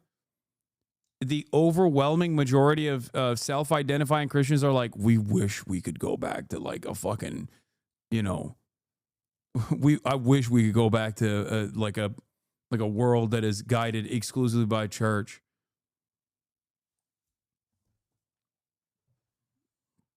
He thinks Sam wants the big gay in charge? I think that Christianity, I'm a Catholic. I think that Christianity... Bro, reassign all his intelligence points to speed. True. ...is, I think, fundamentally very important to instill family values in myself as well as every person who wants to have children. Now let's talk about. I'm okay with that too. Let's talk about Order 14,166. That is an executive order that Donald Trump just imposed on identifying what is male and female. So I personally believe, as well as many transsexuals, friends of mine believe that a woman is a biological female, as well as a man being a biological male. You are assigned what you are at birth. You are not assigned your gender later on. What you choose to express is something that is similar to wearing a garment, similar to what you decide to put on your face. And I don't think there should be laws or legislations dictating people or imposing laws to manipulate children, for example, to castrate their bodies at such a young age. 50% of children. Do you know how many children are treated over the past 5 years? Let's say, I think it was from 2018 to 22, there was a study that just came out from Harvard. Do you know how many children received gender-affirming care, but broken down into puberty blockers and then hormones? Give me the numbers. You tell me. I'm curious. Well, I'm curious because you're bringing it up. No, I have the numbers. Okay, tell me. I do, but I'm curious if you know. Tell me what the numbers are. I promise to tell you after you tell me what you think it is. I'm not gonna play that game. Because I have a feeling we're not playing you this think game. No, I am. It's not a game. You have, again, and I'm going to repeat myself here, you have a firmly held conviction, okay? This is something that you care about. This is why I would always ask people like, what's his name, Christian Walker, or any number of different, like, trans people are ruining sports, people that make that argument. I would ask them, like, who got second place in the high school swim meet? Who got third place in the high school swim meet? It is a debate tactic, to be fair, okay? But the reason why I would ask that is because, like, obviously you don't give a shit. This is not something that you truly care about. If you did, like, if you had a genuine interest in, like, women's swim meets or whatever, you would fucking know. You would know the answer to that question. And the same goes for people that make these arguments where they're like, no, you don't understand, like, thousands of, not even thousands, you didn't give a number, but, like, everybody's getting hormone blockers and everyone is having this kind of invasive surgery at a very young age is totally unacceptable. The reason why it's important to ask people, like, how many people do you think this is happening to, is because they don't know. They don't know. If they knew the answer, they would recognize how laughable of a position this is. I'm playing this game because I think you think it's much higher. When you tell me that kids are being castrated, I know you don't really know what these numbers. Unless he's talking about circumcision, in which case the numbers in the millions. Okay, hey, listen, shouts out to my circed up boys. Okay, they took something from us. And we'll never be able to return. I'm an intactivist, as you guys know. And as an intactivist, I have a poster that says return with a V on it, but instead it's actually not about, like, white Christian nationalism. It's actually return my penis skin. That's what I would want. I want my hoodie back. Circed up boys. Hands off my penis. Numbers are. And I do know these numbers. Okay, well, I can tell you this much. What? It was reported that scientifically every single child who has received gender-affirming care, about roughly 50% of them regret it.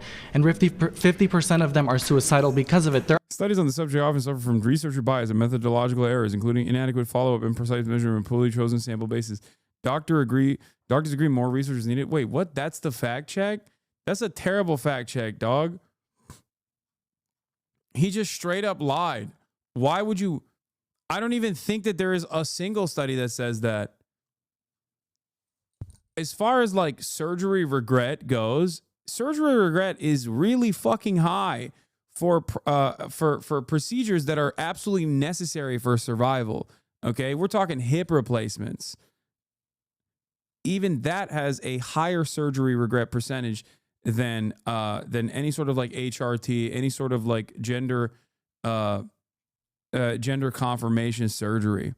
Okay, gender confirmation surgery regret percentages are unimaginably low, like insanely low, much lower than any other kind of invasive procedure. Okay. And considering the incredibly low number of like surgeries that trans people get to begin with, you have to understand that this is like 8 total people. You just hear about it a lot more because fucking New York Times will write articles about it endlessly. That's it. Hassan's HRT dealer, thank you for the 5 gifted subs. Subscribe, chat, for $6 or for free with a Twitch Prime. That's right. You will never have any regret. You will have even lower levels of regret than the already existing incredibly low levels of regret that people experience after getting some sort of gender affirming surgery. Well, specifically surgeries involving trans people. If you subscribe, that's right. Subscribing will allow you to support the stream, but also simultaneously give you access to incredible emails that you can use all around the platform and the opportunity to send me links. Study from the National Institute of Health analyzing multiple studies showing that the number is less than 1%. Regret after gender affirmation surgery, a systematic review and meta-analysis of prevalence. Here it is. Evan Devs, thank you for the 5 gifted subs. For the child is asking for proof, a total of 27 studies pooling 7,928 transgender patients who underwent any type of GAS were included. The pooled prevalence of regret after GAS was 1%.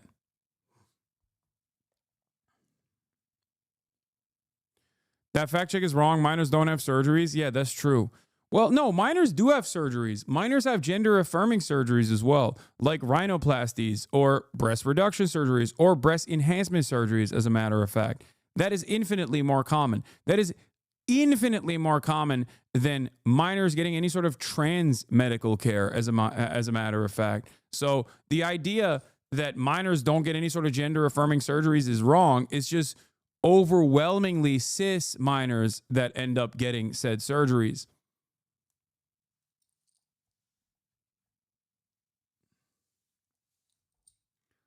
No minors get SRS? None? Oh, you mean, yeah, as far as medical intervention, like a bottom surgery or top surgery for trans minors, it is, I think, either non-existent, depending on what year you're looking at, or incredibly low and done only because it's like a last resort. It is seen as a last resort.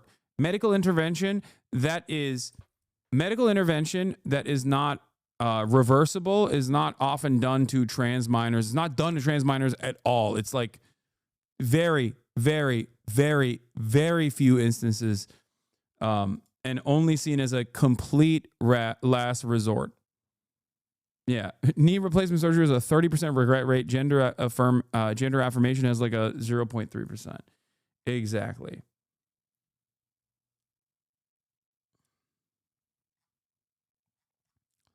What? No one under the age of 25 should get gender affirming surgery? That's a crazy take, dude.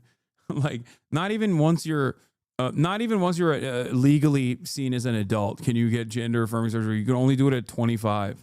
Like, that's so stupid. Bro, if you're trans, you don't magically become trans at 25. You're just trans, okay? This is what's so crazy about this argument. This is what's so crazy and so stupid about the fucking conversation surrounding trans people. Like, trans people don't materialize after paying taxes for a couple years, okay? They don't just like magically become trans after they worked at fucking McDonald's.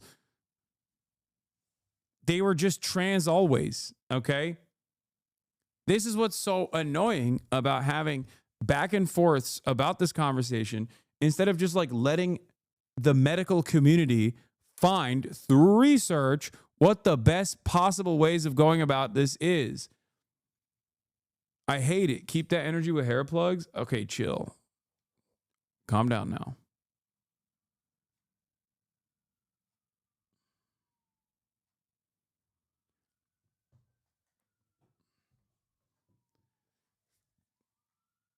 Bro, I thought you were a foe. Make no mistake, I am a foe. I am a foe of the LGBTQ community. Okay? This guy's coming after the one remaining medical tourism sector in my home country. Okay? I take great offense to this, sir. How else will Turkish hairlines make money? How else will industrious Turkish entrepreneurs, doctors, how else will they be able to make money? You are tanking an economy that has experienced hyperinflation for the past decade or so. You're trying to bring Turkey down even further. I will not let it slide. We are the table. We're not just at the table, we are the table. All right, let's continue. They're actually more depressed because of it. How many of those kids? How many? A psychologist, how by many the way. over the course of 5 years? Well, tell me. You tell me. Tell me.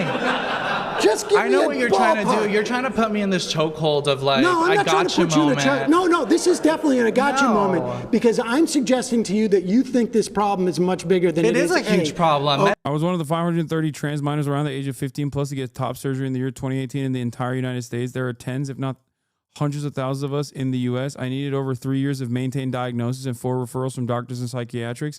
Bottom surgery does not happen until 18. Yeah. Now think about the interesting part about this, right?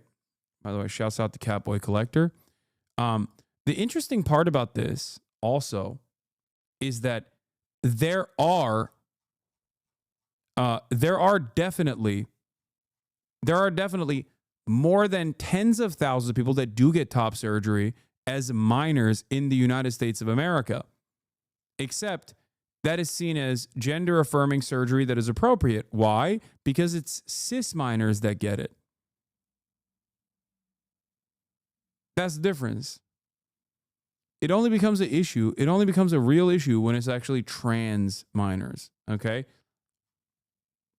That was the point that I was making. It's like an incredibly, incredibly low number.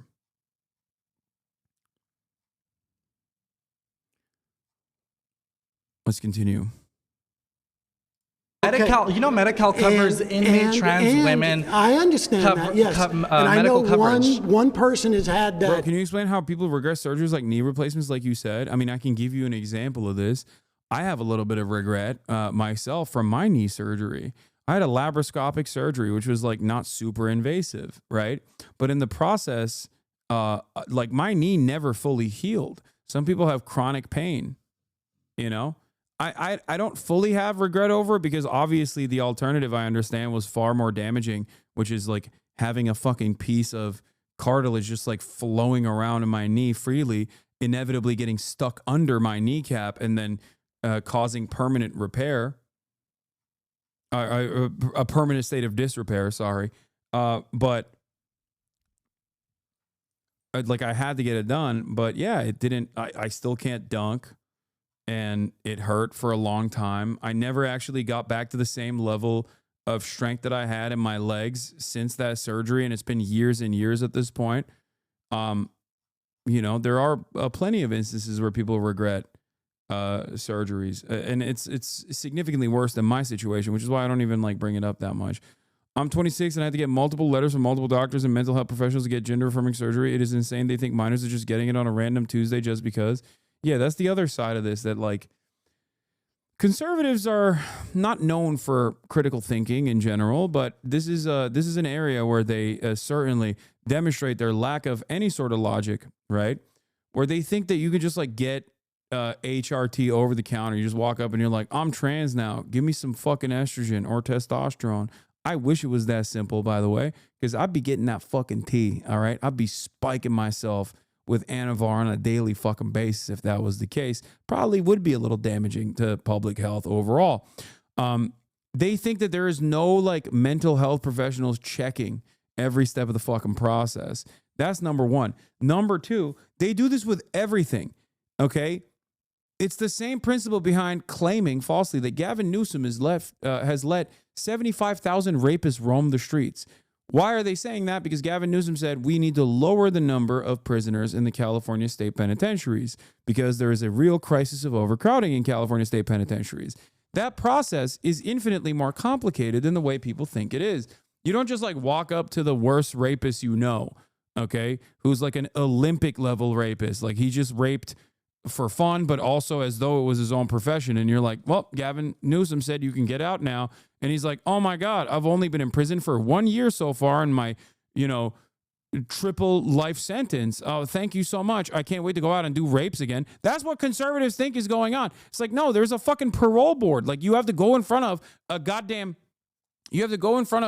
an entire group of judges who will look at whether or not you have demonstrated good behavior, if you've actually served the majority of your sentence, okay? And then they commute it, especially after you've demonstrated good behavior in general. Like, that you don't have a capacity to reoffend. Like, it's not that simple of a process, but in the mind of a conservative, it is that simple. And then, because of how stupid we are as a society, we have to entertain the conservative stupidity. Their lack of imagination and their lack of critical thinking skills all of a sudden becomes all of our problems. That surgery. I don't understand how my taxes should go for an inmate prisoner who wants to transition. Well, I think because we got to do health care for prisoners, and you don't consider it real health care. But hold on, I don't want to get imposed $2.6 billion it's in 900 kids 2022. over 5 years. That is a lot of children. Puberty blockers. That is a lot of children. 900 AB kids over 5 years. 547 just Do you know passed, how many, including do you know how gender many kids identity, died during COVID? gender identity, to allow children to be separated from their parents just due to not affirming their gender identity. But here's the point. Listen, Trump how is he hurting these people? He just rescinded the ability of the Labor Bureau to investigate discrimination in workplace. Are you for trans people being discriminated in workplace? They're never being discriminated? Are you for trans people being discriminated? They're just not being discriminated. Oh, okay. My bad. Okay. That's cool. Well, I guess we should wrap this up, No, they're not being discriminated. Oh, well. It's just like you operate with the level of thinking of a child. Like you have a child's brain.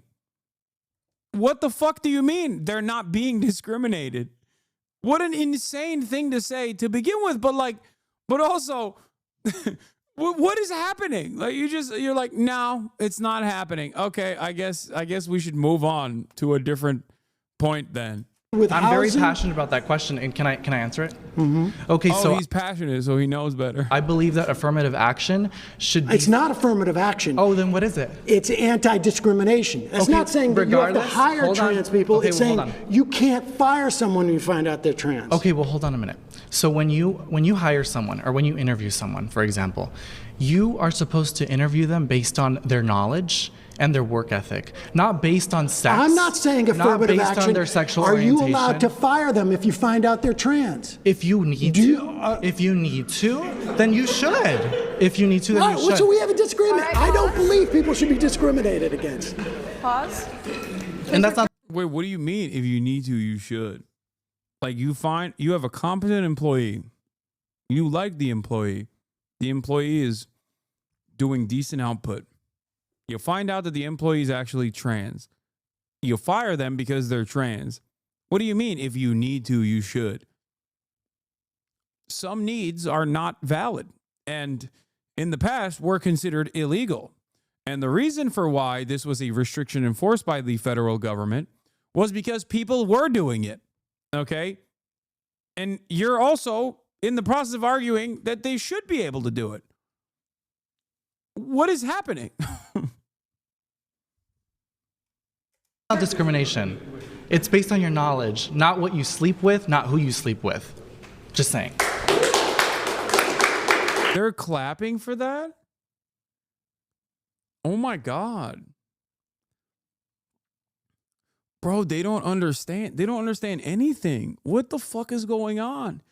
I would lose my mind if I was in a room like this. I genuinely, like, this goes back to the point I make all the time. If everyone is stupid and you're the only smart one, then, you're stupid and they're smart. That's just how it works, okay? In a society... in a society of blind men, the one-eyed leads everyone is wrong, okay?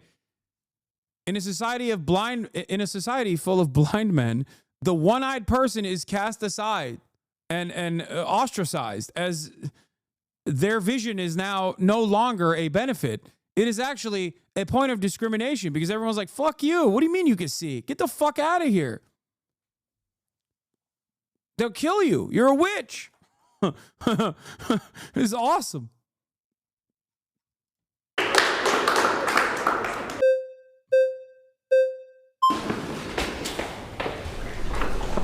Hi. Sam. So I actually think that this liberal world order needs to be thrown away completely, and I think Christian nationalism would be a good alternative. What we're seeing right now is just a... Okay. I'm sorry. We will misogyny alert, okay? Hypothetical misogyny alert. I'm not saying that this is my worldview, but in this process, I'd be like, all right, get the fuck back to your seat. Get the fuck back to your seat right now. I don't want to hear from you. Fuck you mean? Get the fuck back to your seat. Women should be seen and not heard. Like, what are you talking about? Oh, religious Christian nationalism would be the good order. Why are you here? Frolicking about. Why are you here and not barefoot and pregnant in your home in the kitchen serving your man? Why are you talking to me? Why are you talking to cameras? Are you a witch?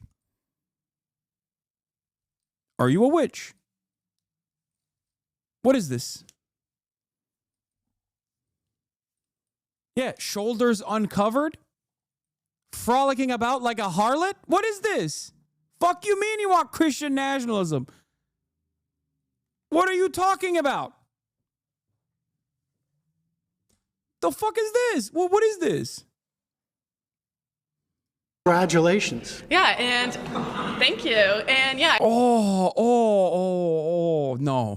Oh my God. I can't say. Oh my, what is that, bro? Why are they letting the Amish into this room? What the fuck is happening with Jedediah in the back? Like, hell yeah. Dog, you came here on a fucking horse carriage. What are you doing? What are you celebrating? I think what we're seeing right now is a culture of death. This is the most suicidal generation. Bro is spending Rumspringa on fucking Jubilee, okay? You could be doing ketamine right now, okay, with strippers. And you're out here spending Rumspringa at Jubilee in front of fucking cameras. Ever. We have millions of children dying by abortion. People aren't even reproducing. We don't even have like a...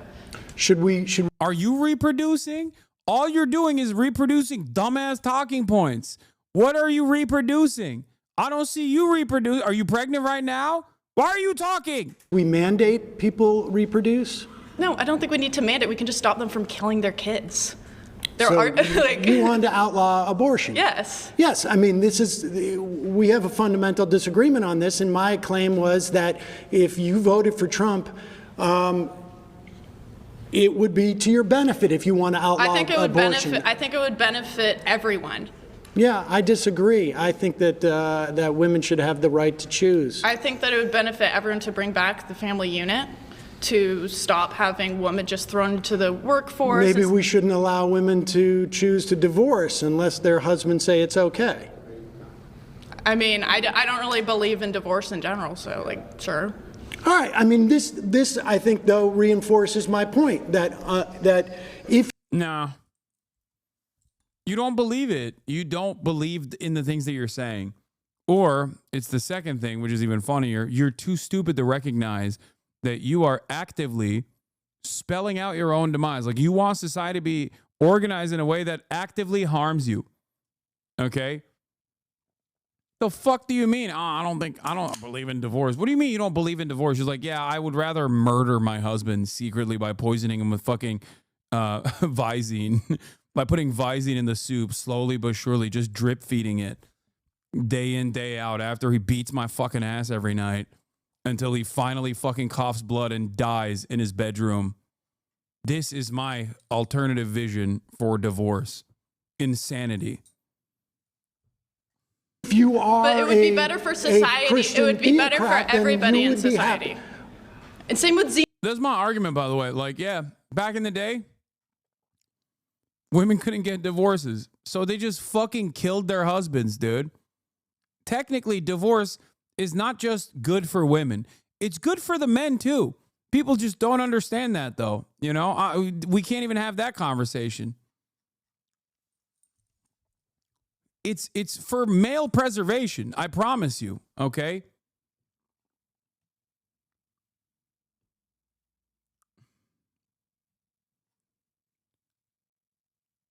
Or she's have the guy she was having an affair with. What? Yeah, by the way, they're not even arguing his claim. They're just straight up arguing that his claim is correct and that Christian nationalism is good. Which technically, I think Sam foolishly thought there would be people that go, oh, no, I mean, Christian nationalism, I mean, xenophobic nationalism, Christian fundamentalism, these are bad things. Like, I personally didn't think that every fucking Zoomer that was going to run up to the mic was going to be like, nah, shit, that shit's dope, dude. I love religious fundamentalism. That shit is poggers. It's sick.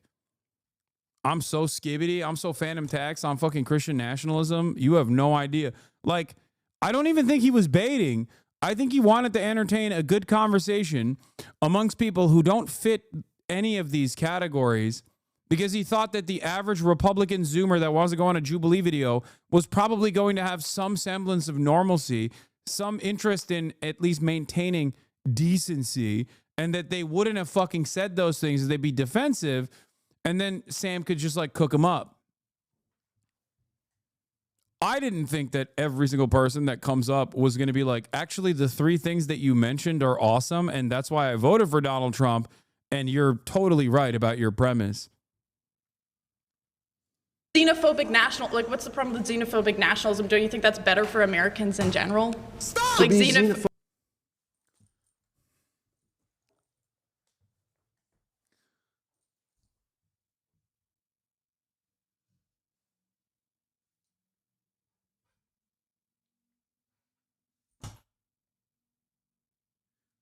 There used to be some fucking decency in people that came out. They would shelter their actual harmful opinions. They wouldn't just say it out loud. What the fuck is going on? Zoomers are worse than the generation prior. This is crazy. You should know better than to be like, no, conservatism to me is about being a fucking Nazi. Okay? What the hell? This is insane. She said, what's the problem with being a xenophobic nationalist, dude? To a Jewish man, nonetheless, but holy fuck.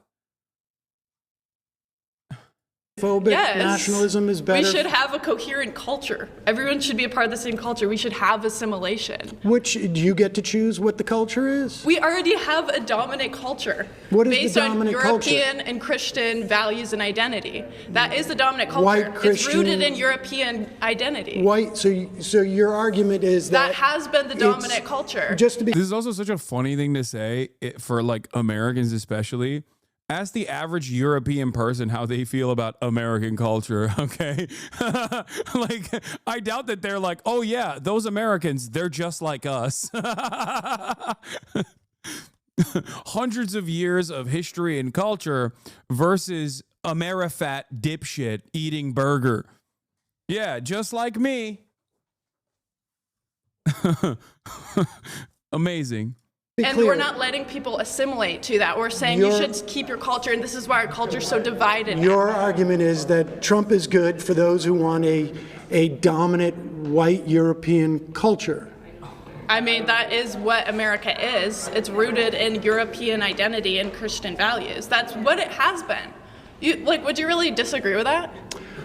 What is it then, if that's not the identity of America? Well, I think the identity of For the America, majority of time, America's been a country. You don't think that's been the identity?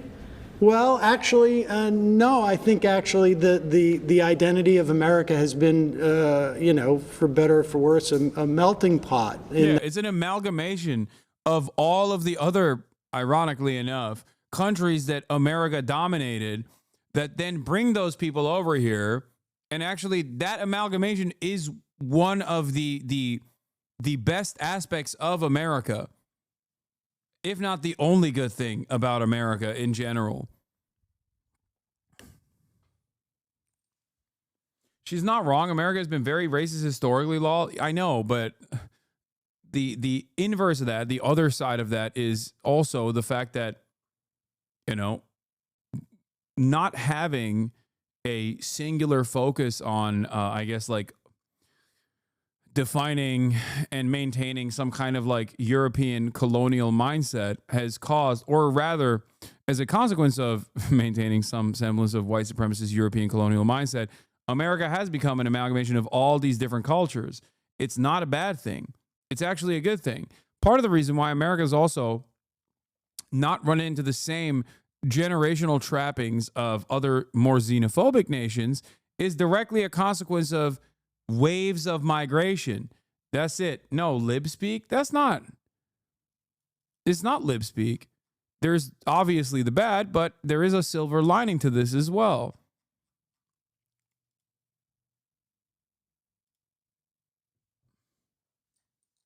It's true.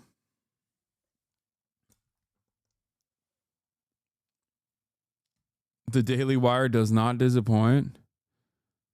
I'm impressed how aggressively these guys from Daily Wire are owning white nationalism and theocracy. Yeah, I don't know if this is a good thing that people are just like openly taking ownership over direct white supremacist Nazi statements. This is a bad take. While religion offers some good rules to live by, it also led to some of the bloodiest conflicts which should not be 100% followed as modern law. 100 million people were murdered in the last century under the banner of atheism.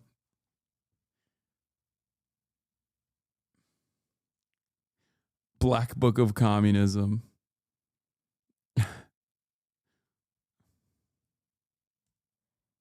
In that regard. Yeah, maybe since like the 1960s. Even then, even we had this idea of a melting pot literally means assimilation too. It means melting. It means you're assimilating to the dominant culture. Is that not what melting means? No, it doesn't and mean now you're instead we're saying there's something wrong with xenophobia. Dominant culture. No. I mean, look, I got to be honest with you. You and I have a fundamental disagreement. We will never see eye to eye on this. Wait, she works for rapist Elijah Schaffer, who literally raped so much that he had to be fired from a right-wing news outlet? That's who she works for? Girl, you are in danger. The fuck? That's crazy. I guess you got to be that crazy, though. It's a choice. And people, I think what you're expressing, though, is really what the Trump movement at its heart is about. And I think that's problematic. I disagree. I don't think Trump's anywhere close to being a Christian nationalist. That's ridiculous. Trump's basically a Democrat from 15 years ago when it comes to social issues. So you don't think that he's conservative enough for you? Oh, definitely. Nowhere close. No. He's not xenophobic enough for you? No, he's trying to import a bunch of H-1Bs. Are you kidding? Right. Oh, so you want to get them out too? Yeah. No, I think you're making my argument for me. All right. Well, okay. I'm just saying he's not even in this. Okay. My next claim is... Bro, she dropped H1Bs as a pejorative, just in and of itself. She said H1Bs. They're dumping a bunch of H1Bs, man. Yo, Zoomers are fucking broken, dude. They are literally doing the thing. What is this? Oh, they're just posting this and going we won? They're saying, I said a bunch of racist shit and therefore I won. What? Town I grew up in Canada was 95% white. Anyone who wasn't white was culturally assimilated. Now they turned a church in my neighborhood into a mosque. And when you go to the park, there are families with 50 beers to their toes chattering in a language I can't understand. I don't think there's anything wrong with me feeling uncomfortable about this. It's not that I hate anyone. It's that my hometown feels like a foreign country. And I know that I will never go back to how it was. It makes me sad.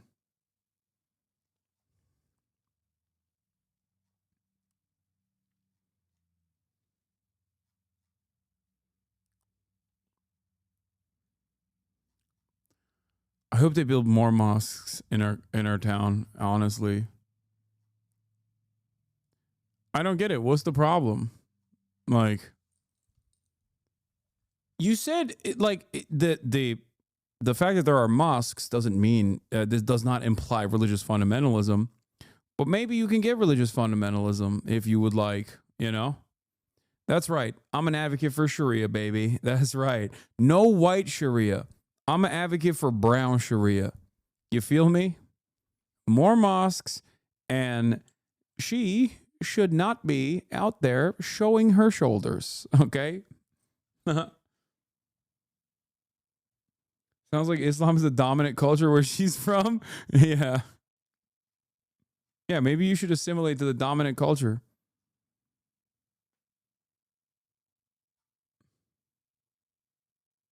The GOP will destroy Social Security and health care.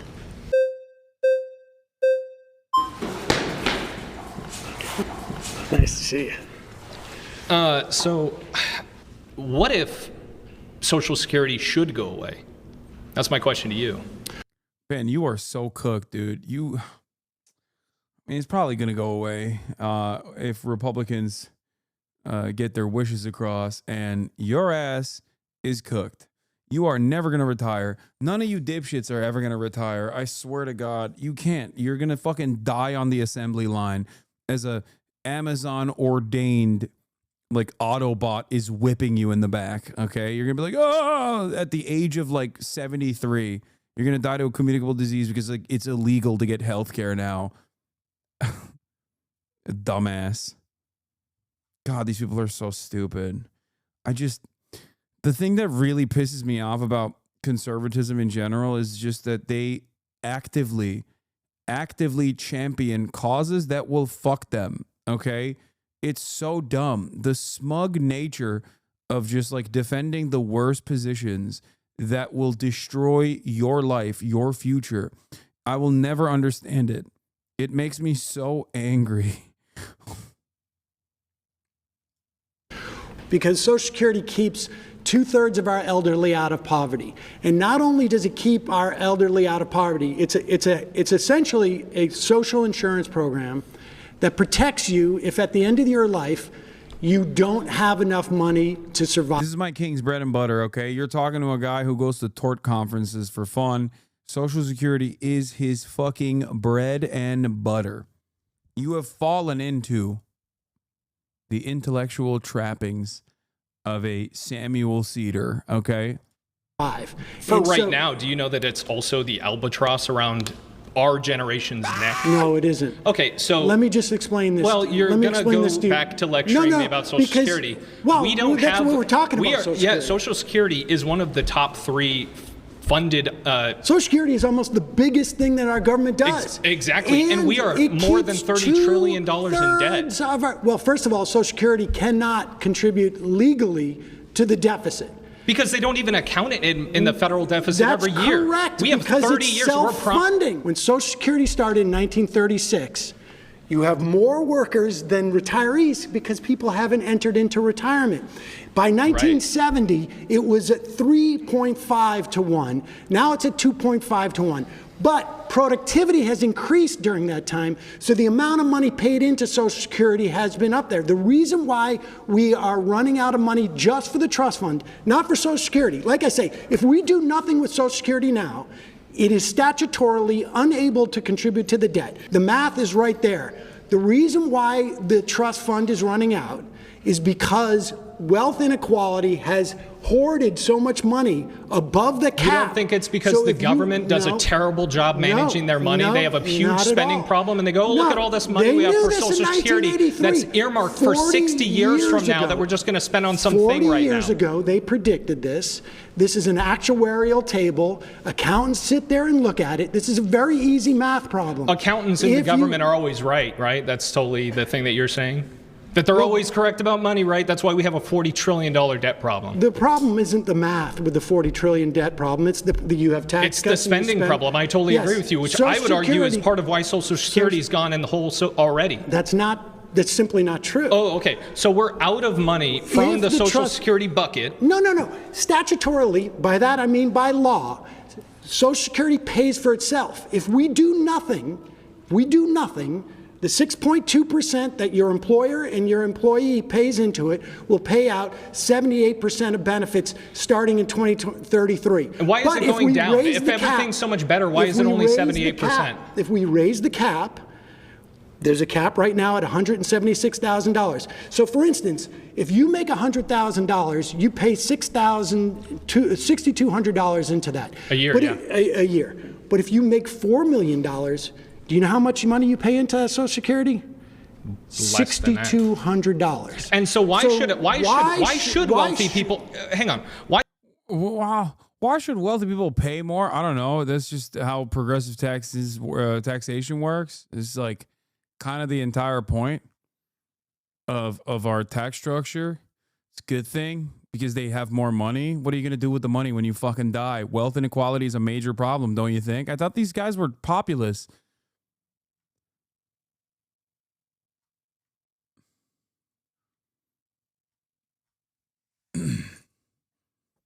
How'd this happen? Do you make $10 million a year? Like, why? Why do you care? Why? Why do you care? Are you gonna make $10 million a year? No. Shut the fuck up. Advocate for your best interests. Rich people advocate for their best interests every fucking day. Poor people, on the other hand, poor Republicans, on the other hand, especially, just genuinely advocate for rich people's interests. It doesn't make any fucking sense. It doesn't make sense. What's wrong with you, dude? This is why I always say, dude, if you're a conservative, like, you have to be so goddamn lucky. You have to be the luckiest motherfucker on the planet to ever actually reach a level of success where you will benefit from conservative policies. Because conservatism, especially when you're not immediately benefiting from conservative principles, unironically means that you're so fucking stupid, so goddamn peasant brain, that you probably aren't going to be rich. You're just not. The smart thing to do in your situation is to advocate for a better future for yourself. Okay? If you get to that point, then you can advocate against it. But for now, you should be advocating for your best interest. Conservatives don't even do individualism and selfishness correctly. That's how fucking stupid they are. That's what pisses me off. They can't even do being selfish right. They literally think being selfish means like harming others that are not in your immediate in-group that you've chosen for yourself. And never on the virtue of class. It's so dumb. What? I completely agree with you, but what he's going to say is, why do wealthy people get Social Security? It's marginal. And if you want them to not get Social Security, you can fucking tax them. Okay? But that's an entirely different conversation. It's like, oh, if we do free college, then rich people will send their children to college. Okay. You think rich people are sending their children to fucking public universities that are free? Great. Wonderful. Everyone has access to education.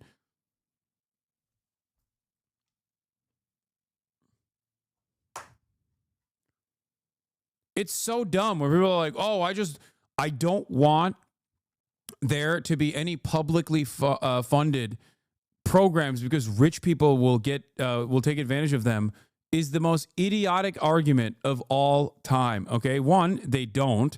And two, who cares if they did? They are paying for it. Why the fuck do you care? Why do you care? Well, the reality is you don't care. You just think it's a good argument, but it's not a good argument.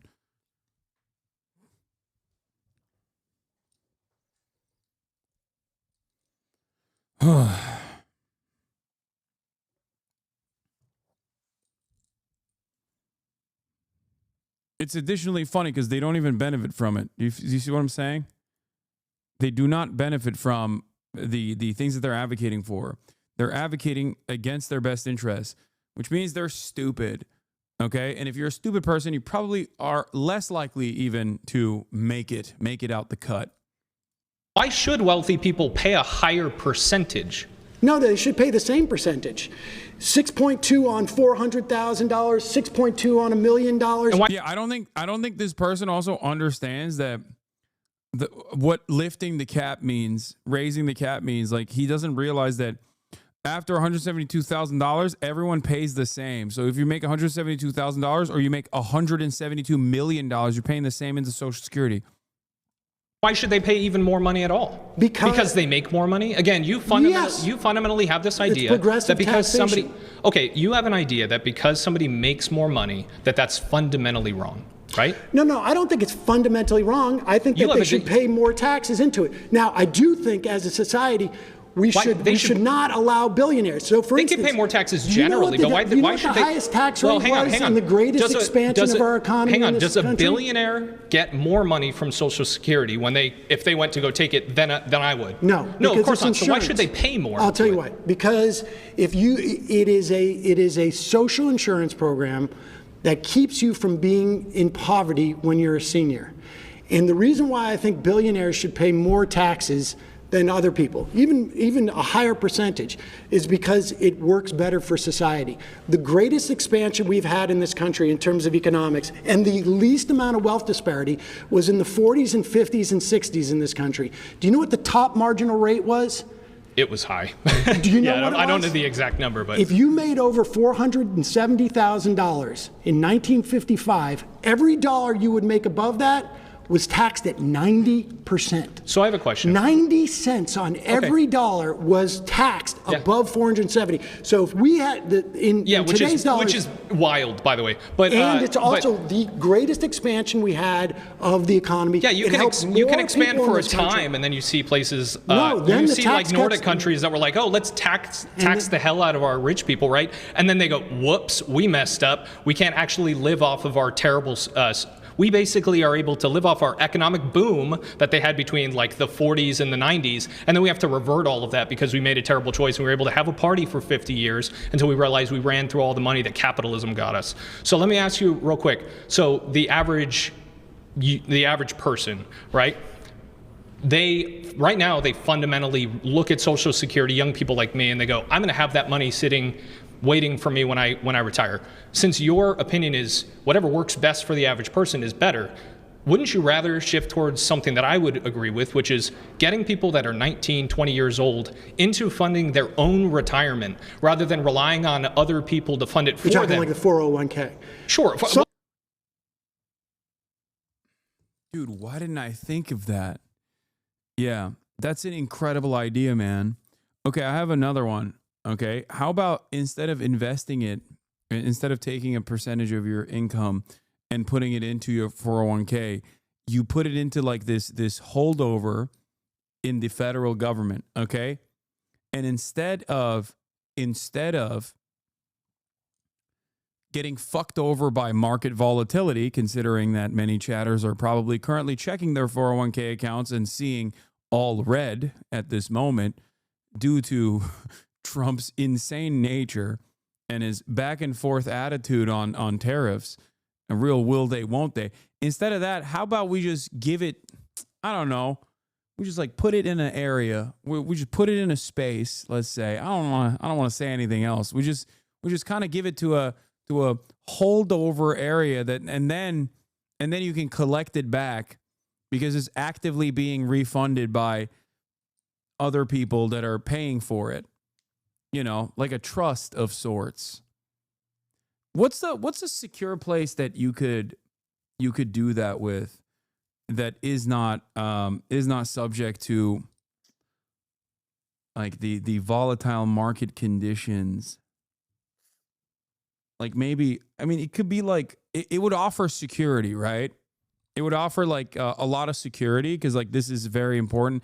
And I guess we could technically socialize it, you know, like a social security. I think that's a good idea. What do you guys think? Like a security for a future society, like a social one. I don't know. Well, not just a 401k, but for IRAs, any other type of retirement. Would you agree? Would we agree with that? Social Security was set up as part of a three-legged stool where back in the day, when I was a kid, we had defined benefit pensions, where you'd know how much money you would get out. Yeah. That all shifted in the 80s to defined contribution, where you know how much you put in. The 401k started during that Reagan era. It has been a disaster because the fact of the matter, for better or for worse, people just don't save in the way that you're talking about. Why? It would be nice if they could. If the government were changing the mindset and actually pushing that cultural so you want to just change the mindset. Yeah, no, I feel like that's not going to work, considering what Sam Seder is saying, which is exactly the argument that they made back then, and it's been an abject failure. I think we should do the other thing that everybody likes and wants to maintain. And there's a very easy fix, it seems. Shift towards, we're not just going to hand you money when you're 65. You have to plan for it right now. We've had a 40-year experiment with that, the government affecting the culture. You're not handing people money when they're over the age of 65. You're paying into it. Mindset, and it failed. We've had a 40-year experiment of everybody. You know what my parents say? Do you know what grandparents say? They go, "Well, I'm just waiting for my social security check to come in," rather than I have $800,000 waiting for me because I thought. Oh my God, dude. Oh my God. Conservatism and infantile disorder. I swear to fucking God. Okay. Holy fuck, dude. Dude, everyone could have $800,000 in their pocket if they did Sigma grindset in the market, dude. Market movements, baby. I'm moving my money. If everyone became a fucking day trader, okay, like we would all be rich, dude. What the fuck? That's so dumb. I thought about it when I was 19 and 20 because I didn't have this grab bag of money waiting for me. You're assuming that young people. I try and tell my kids. So we agree. So we agree. We should get rid of Social Security and phase it out. Well, no. So we should phase out. How would you? That's so dumb. You can still do that without Social Security, you fucking moron. You can do that alongside Social Security. Does he think that Social Security can't exist? And if Social Security exists, like people won't, put aside money culturally in the market? Like what the fuck?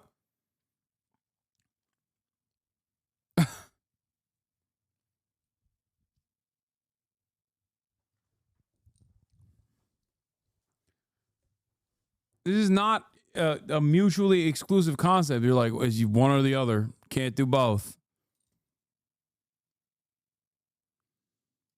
Listen to this idea. You phase out Social Security to where people who have 5 years left before they retire get 100% of the benefits. And then people like me who have 40 years until we retire, I'm not going to get it. I'm going to get screwed either way. No, you really think I'm going to get Social Security someday? I guarantee you, at the very least, you're going to get 78% of your benefits. That's awesome. I'll get $9,000 a year. That's great. In calling for our government to increase the cap, in fact, get rid of the cap, then your grandkids will get Social Security. I would much rather, and again, maybe we'll just disagree, but I would much rather result to, hey, 20-year-olds, please save for your own retirement, invest for your own retirement, because the government is bad at dealing with money. And what happens Don't rely if they on them.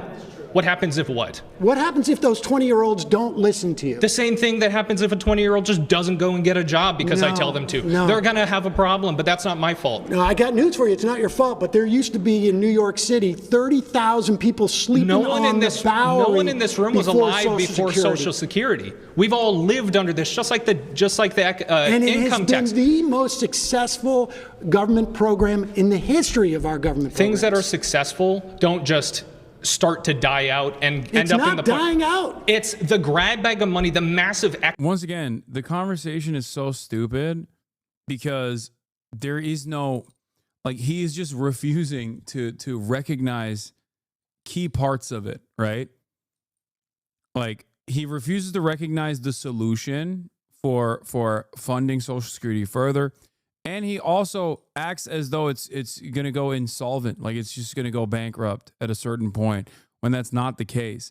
And it's just like, how can you have a conversation with a person like that? I just don't understand it. It makes no sense. Excess that was there in the early years because of the 42-to-1 beneficiary. There wasn't a massive excess in 1936. 42-to-1 Dude, is that was a just massive because excess. There weren't that many people who had entered into the Social Security program. And the fact that in 1970 it was 3.5 workers to 1. Now it's 2.5, but productivity has increased it. I've told you why the Social Security Trust Fund is running out. It is because of wealth disparity. Billionaires hiding and hoarding their money above the cutoff line, which is $176,000. That's the cap. If you remove the cap, their money. Your grandkids billionaires aren't keeping $2 billion under their mattress. They're investing it back into. They're just putting it into some stock market, or they're just looking around. And what do you think a 401k or an IRA relies upon? It relies on the stock market and things like that. Yeah, a 401k relies on the stock market, and I knew people who were retaring in 2008 when the stock market tanked and they got screwed. Well, that's a whole other problem. I would argue that's largely driven by the government being once again terrible with policy and creating bad economic hazards. Social Security is there regardless of what happens with the stock market. Okay, pause. You've been voted out by the majority. Please return to your seat.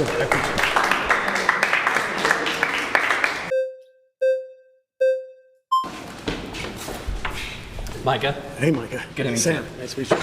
There's an idea that you have that basically government can kind of fix all these problems, right? If you didn't save for retirement, well, then the government can just come in, swoop in, and save you from that. Well, not swoop in. It starts on literally the day you get your Social Security. Sure. It swoops in once you retire, right? Once you can. Well, you pay into it. Right, exactly. And so you believe this idea basically that government is an effective organization, which it just time and time again, if you look at history, that's proven to not be true. When you're hitting at retirement, you don't know. This is an insurance program. That's it. It's an insurance program, and it basically says you're insured against eating cat food when you're 65. And it works. It works. No, it doesn't. You should have, well, one. What do you mean it doesn't? Yeah, it does. Explain why it doesn't. You should have your own personal. How doesn't it work? How doesn't it work? Yeah. Well, I mean, we've already discussed the details of how it is just completely failing as a program. Like, well, how is it failing? Because is it not paying out Social Security beneficiaries at this moment? I'm not going to receive any Social Security I've already benefit. told you right now. I know. I'm not going to rehash out that debate. Well, the main look issue. At the numbers. You've just been told this, and you know why you've been told it? Is because they want to raid it to give tax cuts to rich people. That's why. No, that's not why. This is the funniest part about this is that this is not hidden. Like, it has been a Republican project since the invention. Okay, and since the Reagan era, where the death of the New Deal Democrats came to be, they've been actively trying to do it. The only thing that stops it from happening, and even fucking Democrats have actually undermined Social Security in the past, or at least tried to undermine it. The Tea Party actually nuked it. Thank God for the fucking Tea Party. Holy shit. Barack Obama literally was going to cut Social Security benefits at the time. But the only reason why, like the major reason why Social Security has not been harmed in this process is because old people vote and they fucking love their Social Security. Okay? That's it. But it does currently seem like the mad lad, Donald Trump, might actually end up putting a dent in that. Yeah, Barack Obama almost did it. And you know whose idea it was?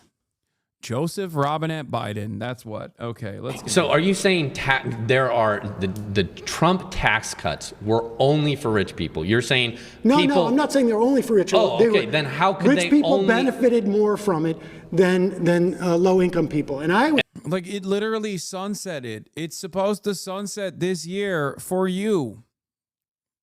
Dude in a blazer with an ugly ass t-shirt. The only permanent tax cuts for the top marginal tax bracket And also for corporations, the corporate tax rate. That's it. Everybody else's taxes are slated to go up. This is going to be a major battle, major legal battle, major legislative battle. Sorry. And what do you mean benefited more from that? Because we already went over the percentage numbers and we know that's not true. They don't need the money as much, and they don't need it. What are you talking about? These rich people are the people that are investing in smaller businesses. These are the people that are giving other people jobs to allow. There's that old hat conservatism. Finally, dude. Jesus Christ. It's kind of crazy because like MAGA nationalism has like kind of stopped advocating for these like super old school classic conservative positions like rich people are jobs providers. You must respect them. You know, I think with growing income inequality, Republicans basically realize like they can't get away with that kind of sentiment any longer. But I'm glad that there's at least one person who will bring back the old classics. This is a classic take. Okay. Oh, wealth will trickle down, dude.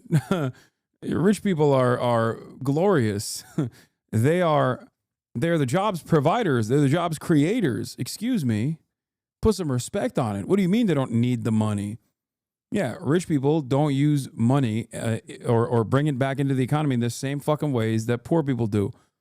That's it. They park it. And then they benefit greatly from the unequal system of capital accumulation. And they get taxed less for it.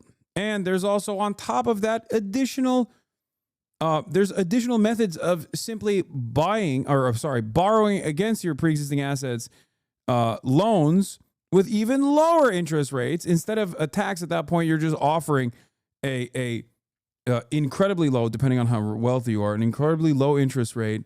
That is the tax that you're paying, but instead of paying it to the government, you're paying it to a fucking bank. And then just keep doing that over and over again. This is non-taxable because it's a loan. And you die. Buy, borrow, die. Allow them to provide for their family. Okay, Listen, pause.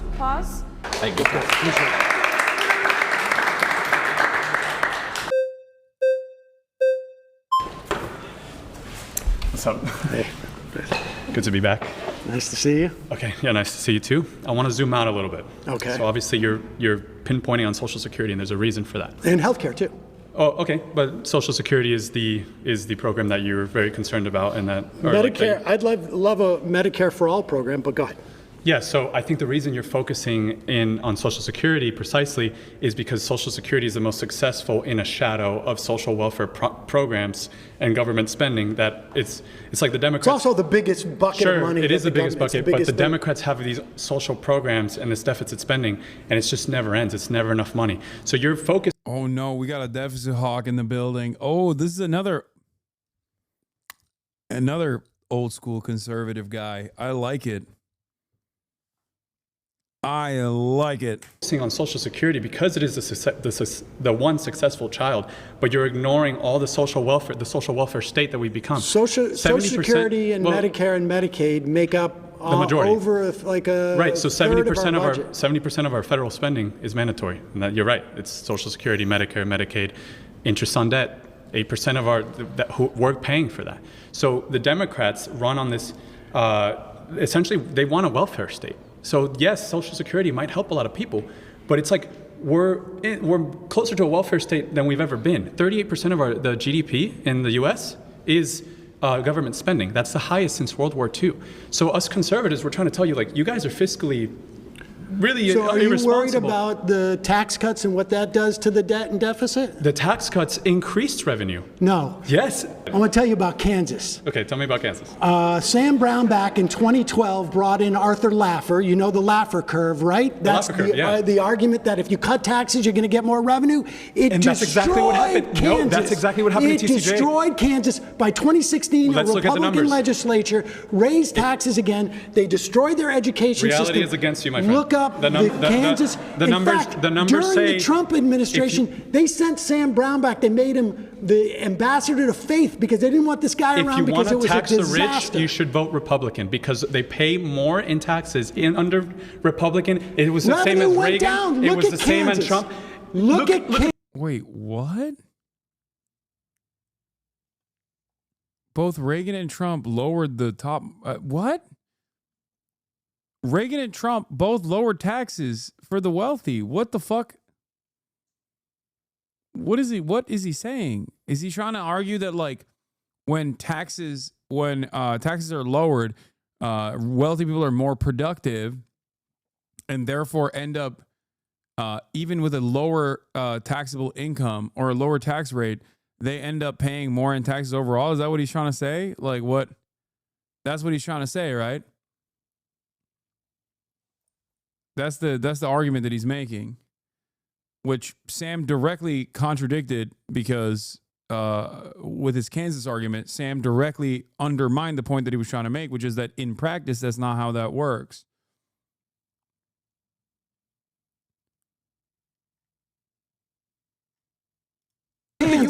Look at the U.S. We have the numbers for this. It was the perfect Obama's experiment. best year, federal income revenue, is pales in comparison to Trump's worst year.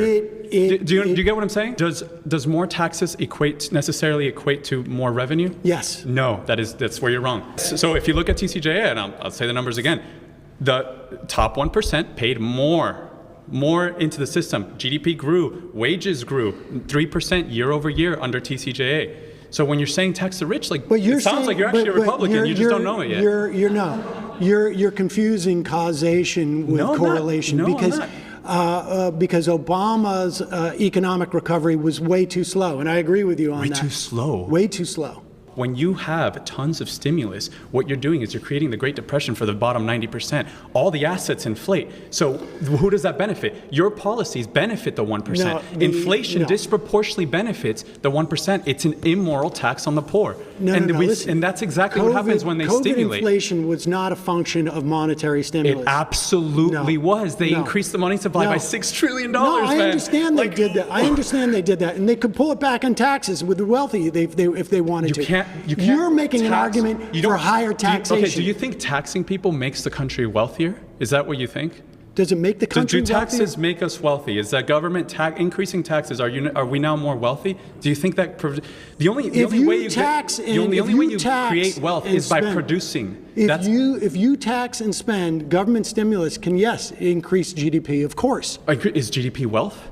Is GDP wealth? If we import 10 million immigrants and our GDP goes up, are we now wealthier? If the housing costs more, if CPI goes up because there's more people. No, I understand. Inflation is under control, and we haven't pulled that money off the table. Right, but I'm just saying that inflation is back down because we had a problem. The welfare state makes us all poorer. Yes, it does. And you can see it doesn't. Across history. If you compare, he's playing fast and loose with the concept of poverty over and over again. On the one hand, he's not wrong when he says an increase in GDP does not necessarily mean that like everyone is wealthy, but also simultaneously, he does point to an increase in GDP as like wealth growing. Here, I'll explain it as such.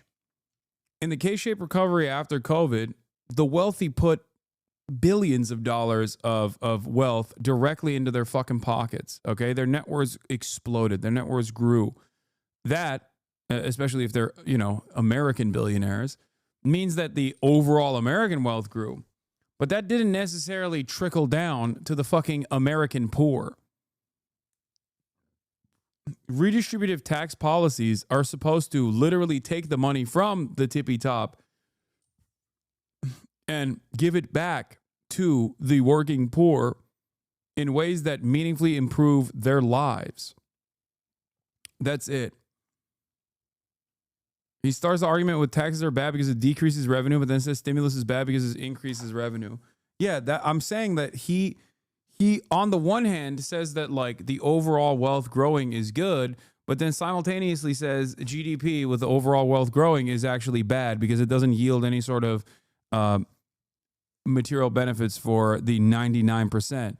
which is why this argument doesn't fucking make sense. You haven't established, once again, an understanding of what the government is supposed to do. I think the government's primary directive is to improve the material wealth of every single citizen, not just the tippy top. It's just a longer way to basically argue on failed Reaganomics that everybody understands in both principle and in theory is an abject fucking failure.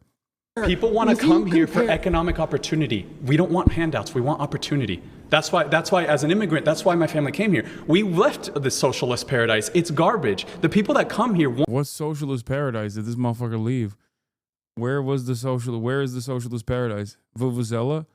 Is he from Vuvuzela? Cuba? Bro's like, we left the socialist paradise. Meanwhile, it's like you're like 3 generations removed at this point from fucking the socialist paradise. He's Venezuelan. Want economic opportunity, and you're stifling that. You're undermining capitalism and the free markets with your utopian vision. There is no free markets. Well, there's not anymore. No, there's never but now been there a free used to be. No, that is what makes America the greatest. That's what makes the greatest. I want to ask this person: when was the American markets truly free? Like, when has there been free markets? Has there ever been a point in time? The freer the markets, the freer the people. When was it free?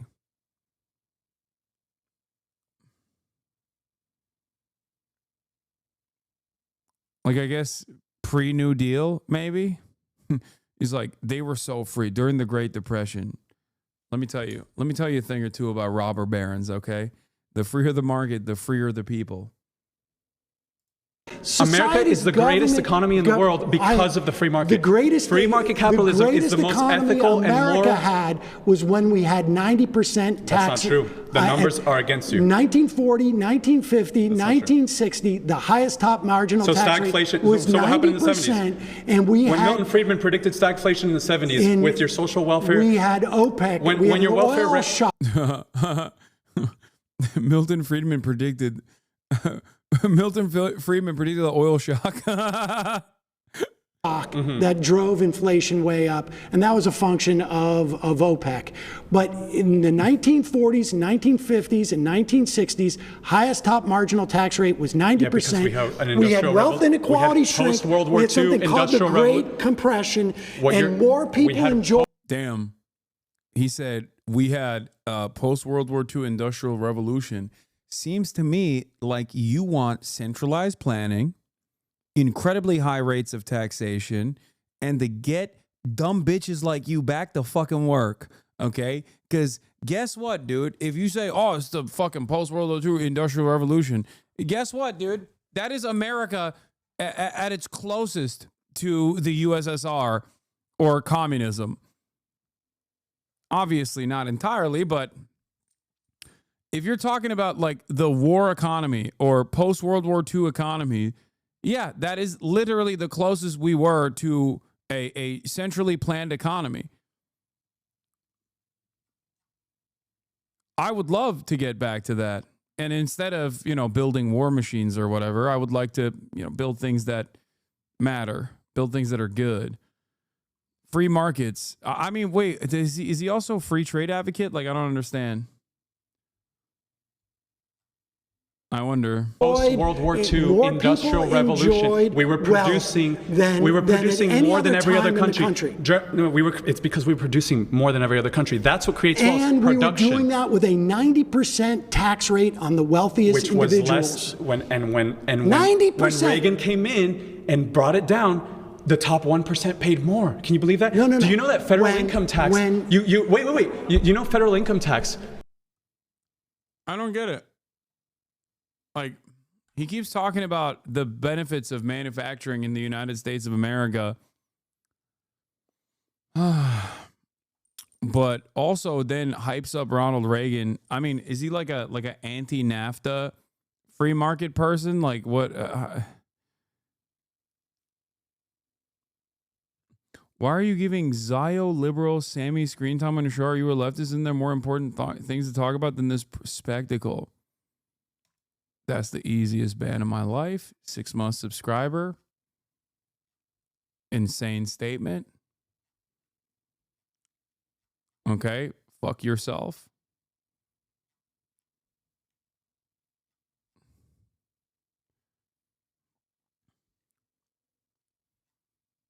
He says Zio Sammy.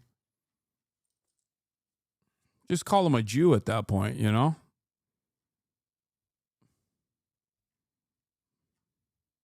Freak. It was when it was established. You're talking about the Laffer curve, and I'm telling you to go look at here's my last claim. When federal income tax in 1913, when it was established, was only targeted at the people making 100,000 and over.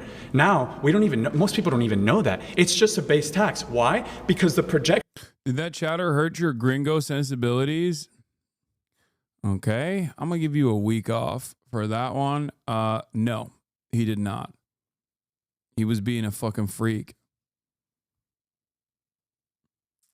It's also weird, especially because Sam Seder's position on Israel is, if not identical to mine, fairly close. Yeah. Like we have some differences in opinion every now and then, especially, but not much.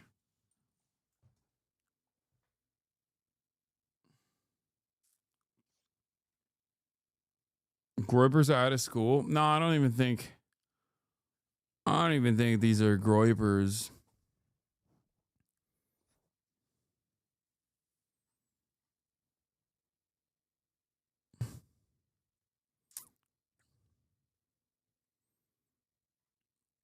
Actions that they had of taxing the rich didn't work out like they thought, because it doesn't work out. There's a ton of loopholes. The rich are smart. Like the rich people are smart. So focus on producing. Our top marginal rate still produced an effective tax rate that is double what it is today. 50% effective tax rate. Does not create more wealth. Yes. More taxes. Well, I don't know what you mean by wealth. I mean, wealth is very simple. It's production of goods and services. That's what wealth is. I think there's a strain of anti-woke lefties. Do they not realize I'm the wokest of them all? Like, what the fuck? I dressed up in a maid outfit, dog. Like, what can be more woke than that?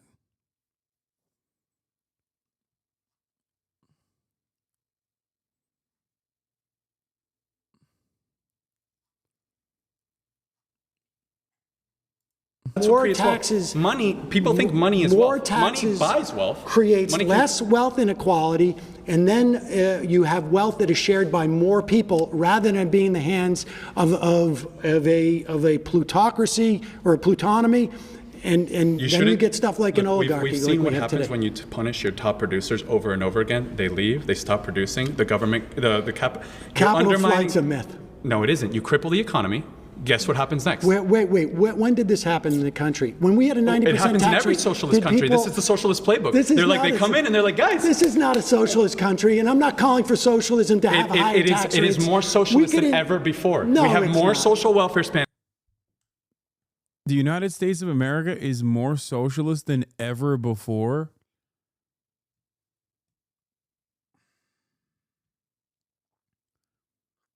We have a 10% union participation rate in labor.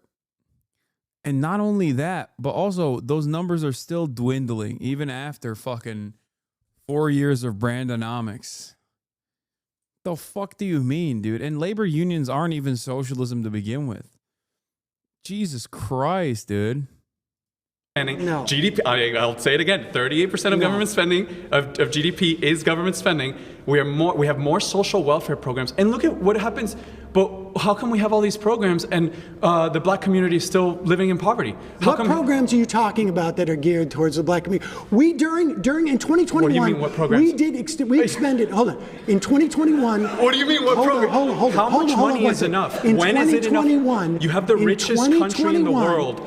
We offered $300. The way you guys think is just insane to me. Like, let me just finish this. All right, go ahead. In 2021, we extended the child tax credit, which is basically a payment, $300 per social welfare. Yes. We cut child poverty in 1 year by 45%.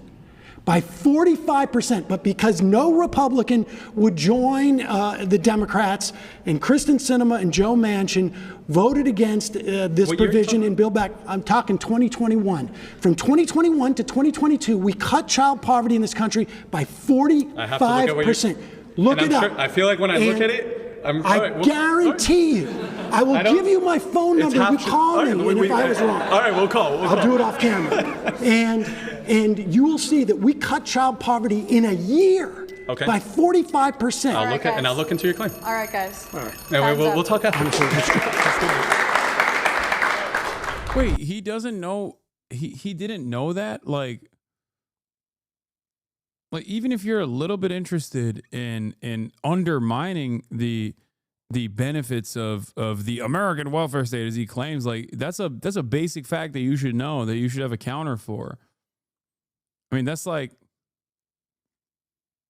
God damn, the Brandon admin truly did a number on not actually advocating for the things that they were doing. It's kind of crazy. Like a competent Democratic Party would have been featuring that formatively. That would be like the first entry point into the conversation, and that Republicans would have to address it everywhere they go. Like, why do you care? Why do you want to increase child poverty? Why did you actively undermine and increase child poverty? The very fact that they were having to fight amongst themselves and also couldn't whip the votes for it, and also had to and never really attacked the Republicans over it is abysmal messaging overall. Something that I talked about on Pod Save America as well. My next claim is Trump's policies make the rich richer and the working class poorer.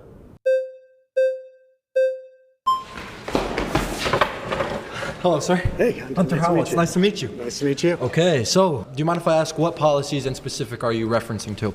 Tax cuts for the rich. I think his idea of tariffs on countries in the way that he's talking about will make people poorer. I think all. Hasan actively chooses to fight against his own cause in Palestine, using a platform to harass. Anissa can go F herself and so can Frogan. What?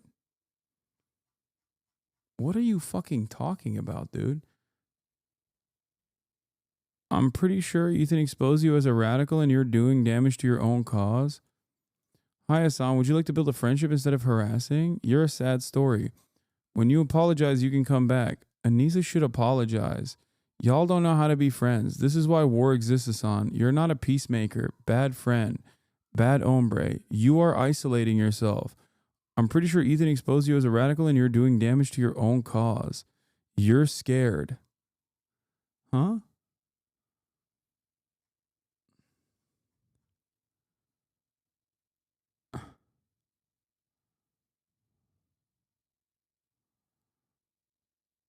Oh my fucking God, Hasan, I love. What a bitter ass lol. Keep going, Hasan. I'm a very cute and mid-sexy Latinx and haven't seen a sing.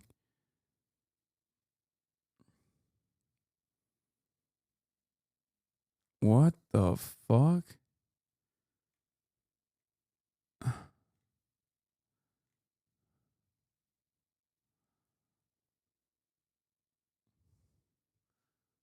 What is this person saying? I know who Anissa is. I don't know what she has to do with anything. What?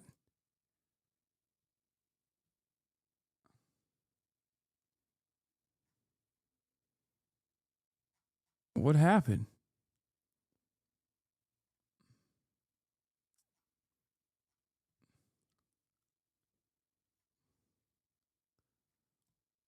What? Okay, well, I can't.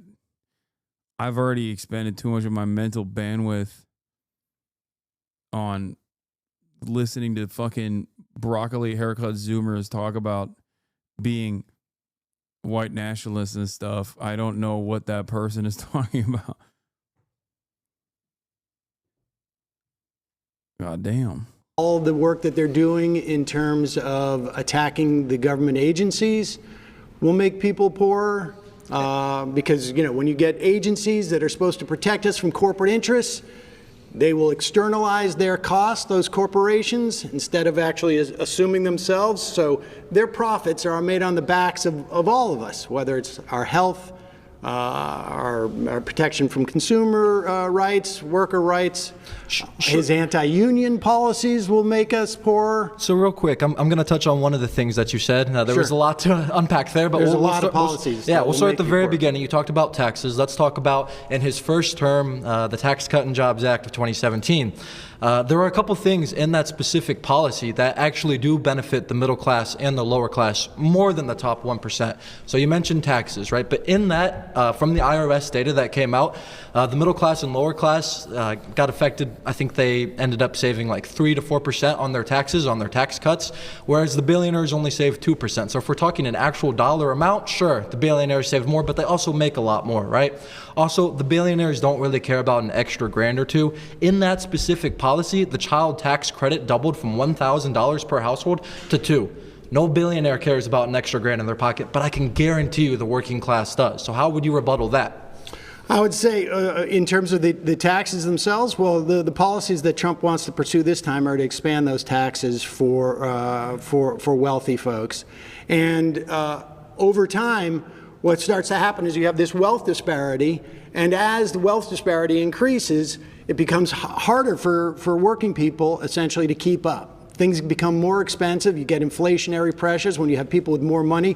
We have more and more billionaires than we did 4 years ago. And a large part of that was obviously COVID, but a large part of it is also money starts to accelerate. Once you, like you say, when a millionaire gets a tax cut for a couple of grand or 60 grand or $500,000 at the end of the day, they end up investing that and ends up growing because they're not out there working for their money. Their money is just is doing all the work.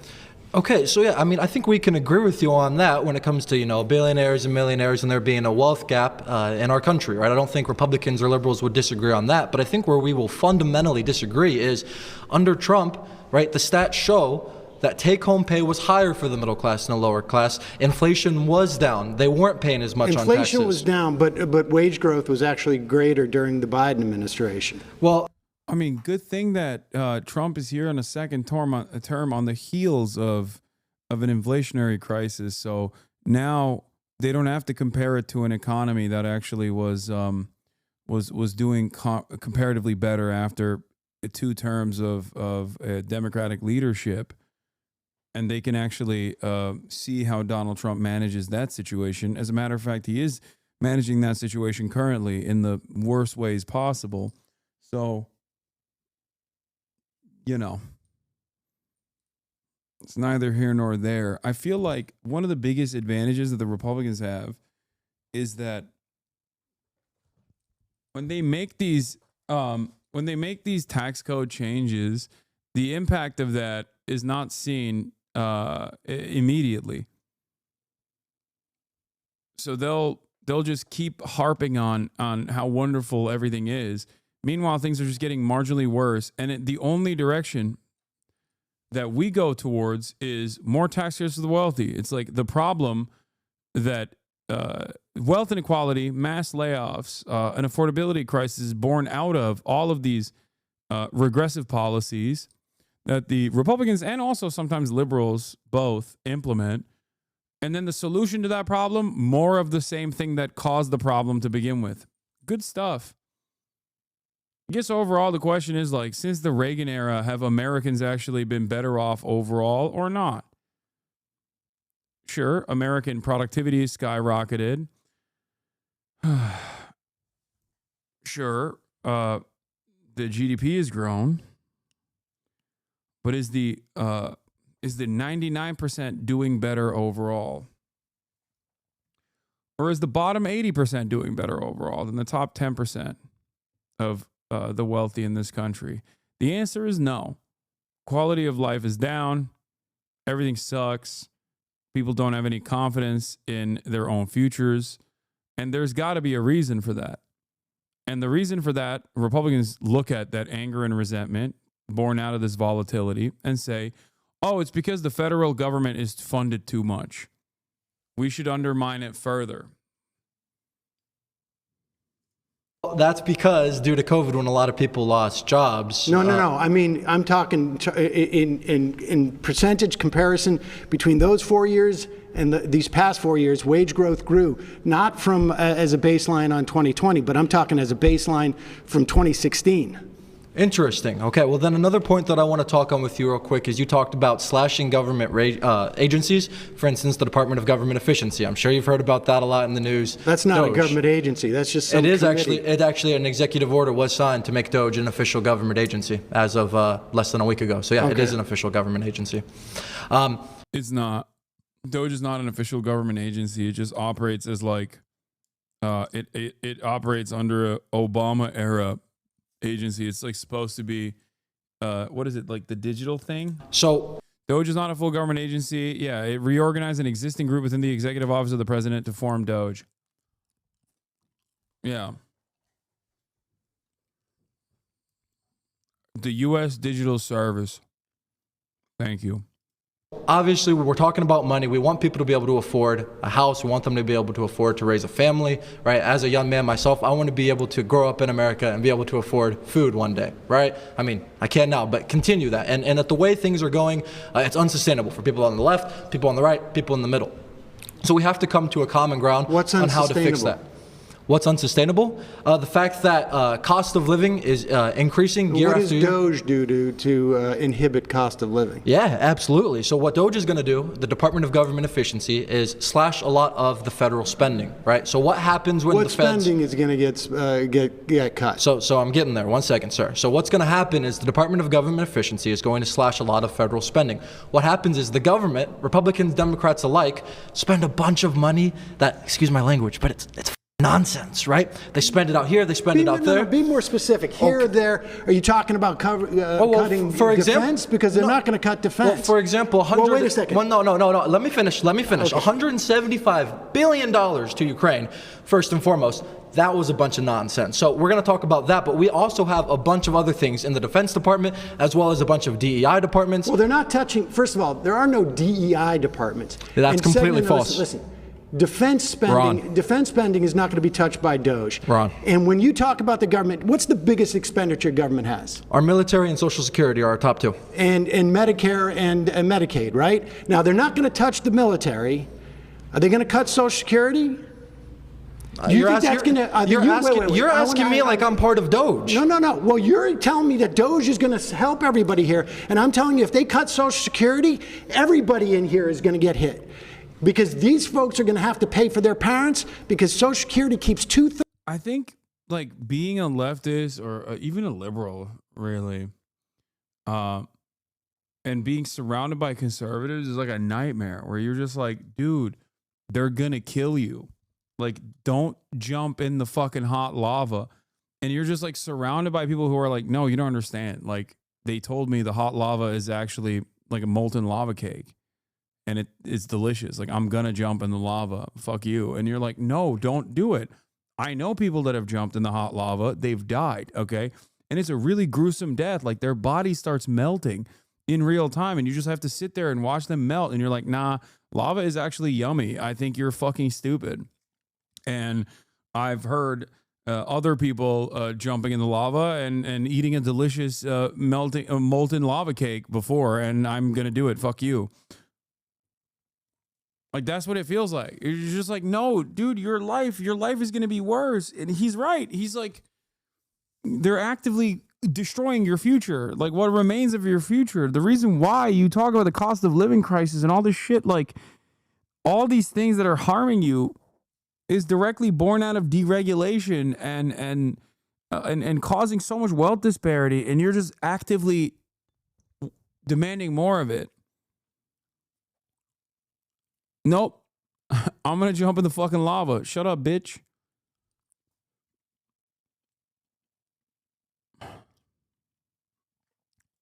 Two-thirds of our elderly out of poverty. So tell me what they're going to cut that's going to make it easier for Americans. I already did. What? I told you the $175 billion that we've sent to Ukraine. We're no longer going to be... So he's going to... So Donald Trump has signed an executive order. Pause. You've been voted out by the majority. Thank you, sir. Donald Trump is going to stop giving money to Ukraine, and then guess what, dude? We're saved.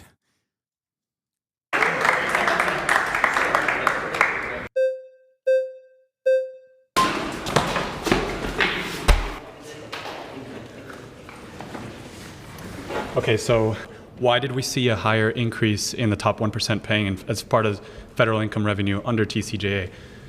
Why did we see a higher increase in the... So under TCJA, it was passed 2017, it was effective 2018. 2018 and onward, we actually saw the top 1% pay more. They had more of the federal income tax burden. They paid 45% as opposed to Obama.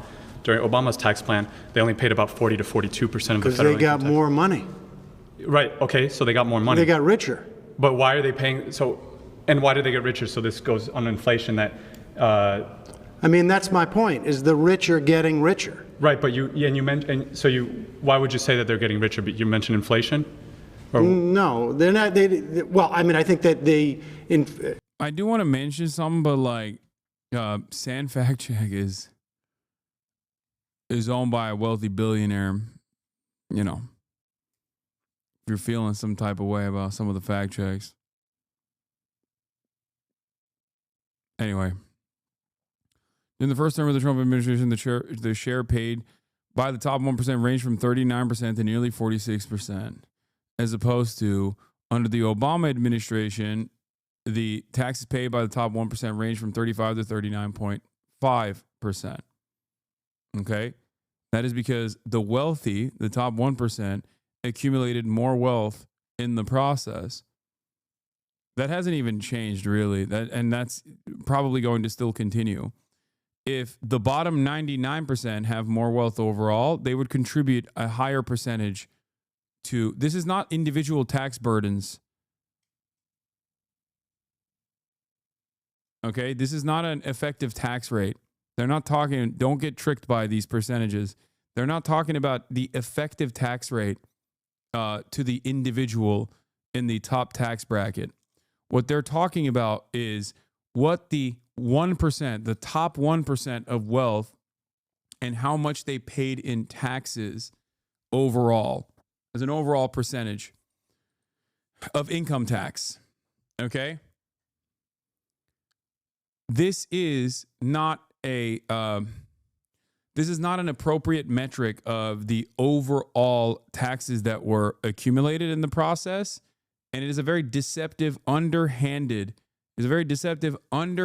way to approach the subject matter. If your argument is about destroying wealth inequality and bringing back some kind of parity, okay, this is an awful metric to look at, because this basically proves Sam Seder's point, which is that, yes, the top 1% grew wealthier and wealthier, and in the process, as they were growing wealthier and wealthier, the amount that they contributed to the coffers in the lower tax rate that they got was higher overall.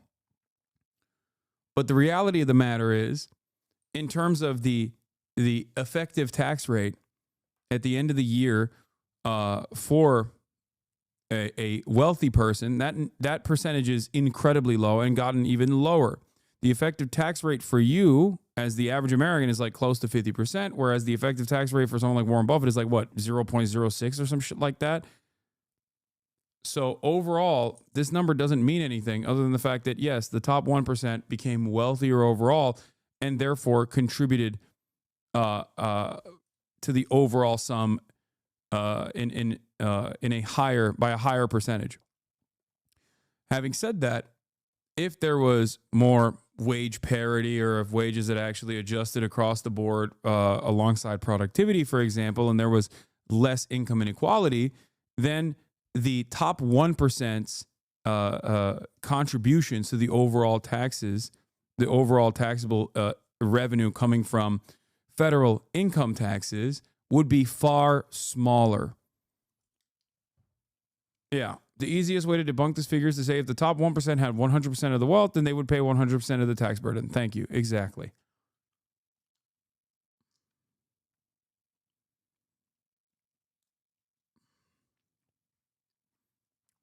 Inflation? No, they're not. Well, I mean, I think that inflation, to the extent that there was money that wasn't a function of like logistics and other problems that we had during COVID, yeah, the rich got richer. Not all inflation is a function of monetary inflation. That's true, but when we look at COVID and we can see that they increased the money supply by 40%, they added $6 trillion, and you have a Federal Reserve System that's doing quantitative easing and pumping stimulus into the economy, you can attribute that to left-wing policy. The entire Federal Reserve System is Keynesian economics. Those are very left-wing. Well, I can tell you this: inflation went up in Western European countries the same rates that it did. That had stimulus. No. They didn't have the same level of stimulus that we did. No, they did. They absolutely did. They did. You can look at Japan. Yeah, I hear this topic all the time from the Democrats. They say, "Oh, inflation was global." Not true. China never went above 3% inflation during all of COVID, and they were actually they were under deflationary pressures. Japan, which is part of the G7, was also never had deflationary pressures. They never had inflation increase. The only countries that had inflation increase. In Western Europe. You like could see inflation. Well, you could England, Germany, Italy, France. They didn't stimulate as much as we did. It wasn't monetary inflation. If you look at the cost of goods and logistics got screwed up because of COVID. So let's look at the reason. All international trade, because we're the world reserve currency, is done in U.S. dollars. Because we experience it, domestic inflation was high. So dude, these fact checks are coming in so fast. In a study of advanced economies, the inflation rate at least doubled from early 2010 to early 2022 in 37 of the 44 countries. In 16 countries, the inflation rate quadrupled. Okay, so that's 1 point for Sam. Inflation. If you look at second, all international trade, because we're the world reserve. China's annual inflation rate has been below 3% since May 2020. Japan suffered from economic stagnation from 1990s through 2021, resulting in deflation. It is often called Japan's lost decades. Japan is not an adequate comparison, and neither is China. Obviously, our economy is closer to Western European nations, which did see tremendous rates of inflation. Currency is done in U.S. dollars. Because we experience it, domestic inflation was high. So you're saying our inflation caused higher inflation in Europe? Absolutely, because that's not what economists say. Well, you can look at the facts. International trade is we have dollar-denominated international trade. All international trade is that's why we're the world reserve currency. You guys claim that the U.S. recovered faster than anybody else. It's like, well, it did. It's because we have a privilege of being the world reserve currency, and we export our inflation. Like the strength. We export our inflation. Yeah, and let me explain that. Let me explain that the U.S. dollar is the most safe asset in the world.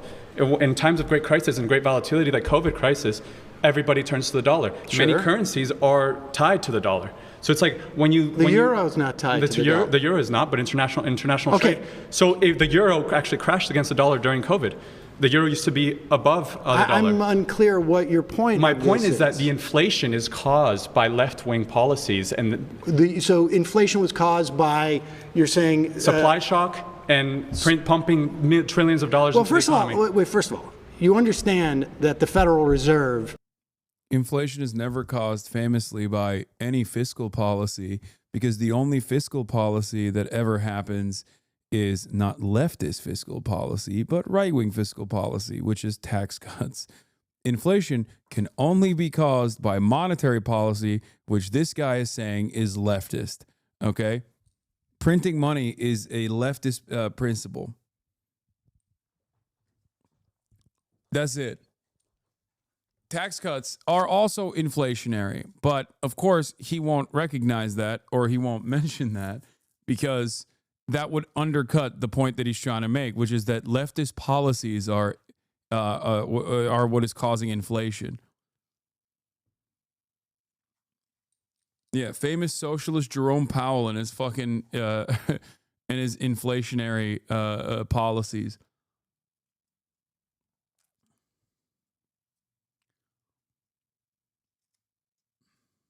Is not part of Biden. Didn't have control of the Federal Reserve. Absolutely not, but the entire Federal Reserve System is left-wing in economic theory. That's the. Oh my God, bro, that is crazy. American monetary policy is left-wing. Is hilarious to me. That is insane.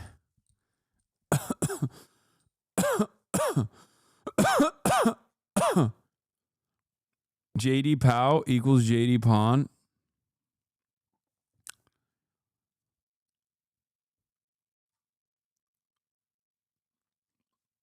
Keynesian economics is left wing. I mean, from his worldview, probably. Yeah, if you're like a fucking, if you're like a Friedman truther, then yeah, you're like, that's the most left wing thing I've ever heard. There's nothing beyond that point. Keynesian economics. It's interventionist economics. So you're saying that the more you quantitative stimulate, easing, the more you stimulate. Yeah. Why didn't we get it through QE? We do get it through Why QE. didn't we get inflation during the Obama years? We did get inflation. We didn't get the wealth gap that you guys attribute. Wait. We absolutely did. What numbers were inflation? From 2008 to 2014, the Federal Reserve did quantitative easing, buying up treasuries to increase the money supply. Okay. The rate of inflation back then was nowhere near comparable to the Brandon admin. We get during the Obama years that were outside of like the 2% sort of Fed target. I don't think it was as high as COVID. COVID hit as high as 9%. No, it wasn't even remotely right, close. But when we look at the effects of compounding inflation. QE1. For most of the Obama admin, consumer price inflation hovered around or under 2%. In summer 2011, annual consumer price inflation briefly rose to 3.8%, driven by higher food and energy prices. By spring 2012, inflation was back below 2%. 2 and 3 all happened during the Obama years. If your theory was correct, we would have had rampant inflation. In fact, we did. Glenn Beck was talking. No, we didn't. We did not. We did not have that. That is crazy to say we did. I mean, he doesn't. I don't know why he's saying we, because he's like younger than me, so he definitely doesn't even fucking remember it. But talking about how we were going to turn into Weimar Germany, and none of that happened. But here's the factors you're missing. None of it. Here's the factors you're missing. So if you look at what's happening at Western Europe, well, no, listen. We didn't close down the economy. The Biden administration closed down the economy. I understand. No, they what? Wait, what? Wait, excuse me. The Biden administration? Yes, they forced mass. Wait, is he saying that the Trump administration's actions were also like it should be attributed to Biden? Or does he think that Biden was the shadow president when Trump was president? Mandates, they supported Democrats. Wait. They supported Democrat states. Do you states. not remember who was president in the first year of COVID? What? Yeah, it was Trump. I'm not right. So I'm not saying Trump had a role in this, but I'm saying. Well, wait a second. By the time in 2021, the economy was. See, you don't understand. Jerome Powell is famously a Maoist. And he was actually not appointed. He didn't rise to power as a Maoist under Trump. He was actually under the secret mind control of the other Maoist, Brandon. Okay, all decisions made during COVID in an effort to do COVID recovery was actually the Brandonian mind control.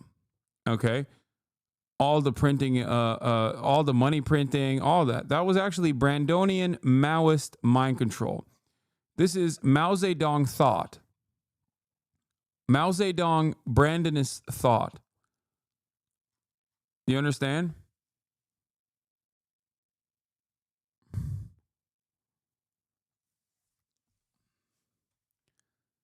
That's how it works.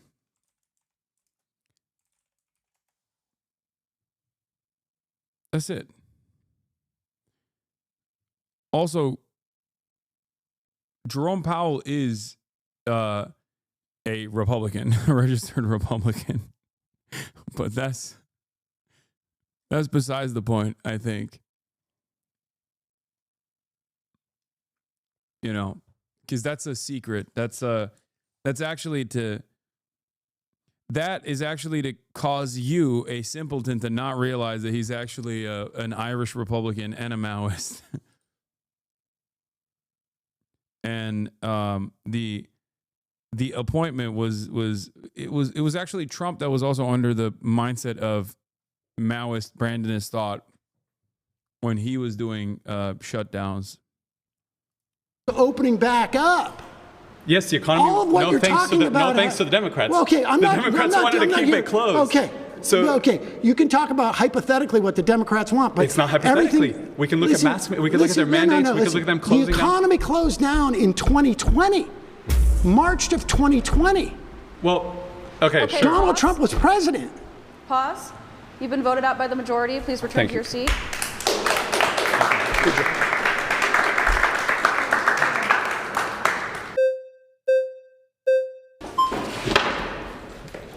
Walter. Good. How you Ryan. doing? Sam. Finally, dude, the fucking Amish get a say in this.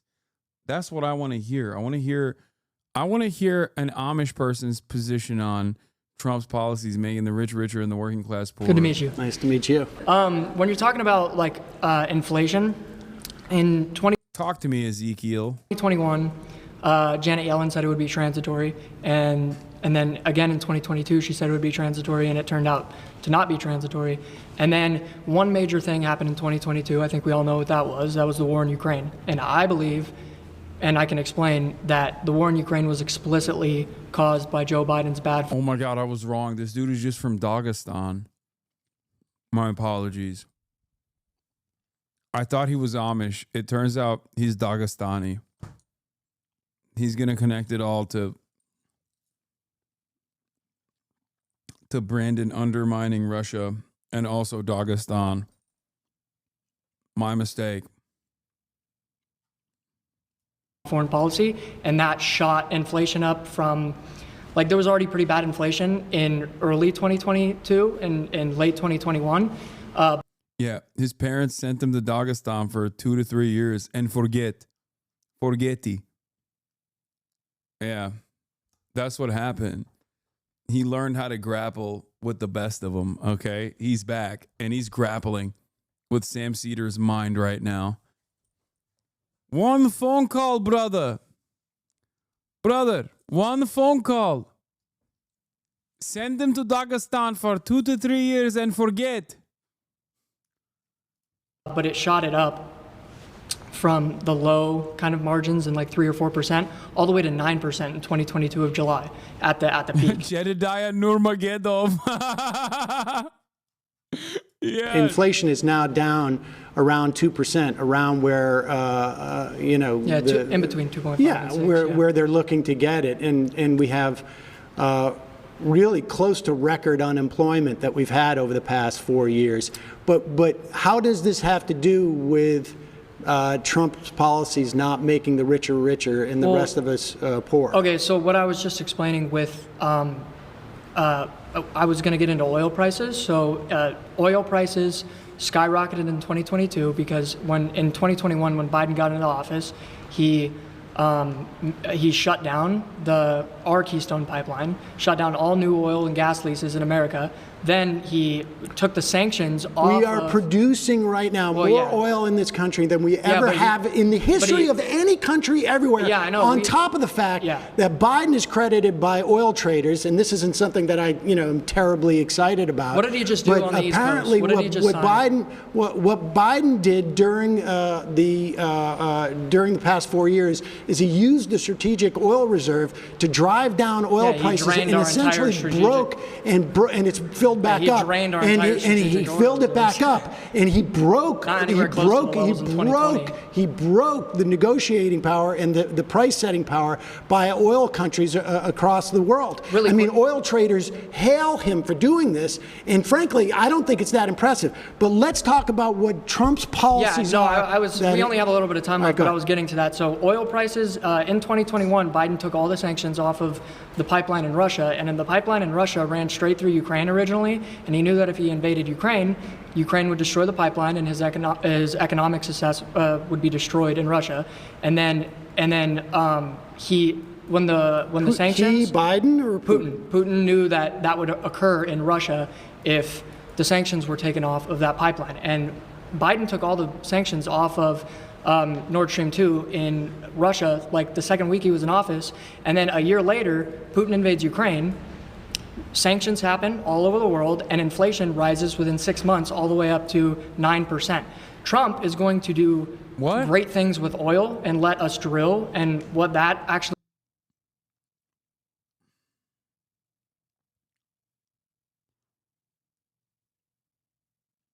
I don't know if there's any way to have a conversation with this person, because he's just making a lot of assumptions about what Trump will do, and also fantasizing about how the things that he's assuming Trump will do will end up being very positive. He also said that, like, Biden, I didn't understand it. Was he saying that Biden was too soft on Russia and Trump is going to be harder, kind of? Like what? Or Biden released the sanctions on Nord Stream 2 and that's what caused inflation? How the fuck would that even work? I don't know what he... Like, I don't understand. Or is he saying that Biden was conspiring with... he was conspiring with Vladimir Putin? What? Actually does for the like economy. I say, we are producing more oil in this country than any country in the history of the world. What executive order did Biden just sign to have to do with offshore drilling in the East Coast? He stopped it. Yeah.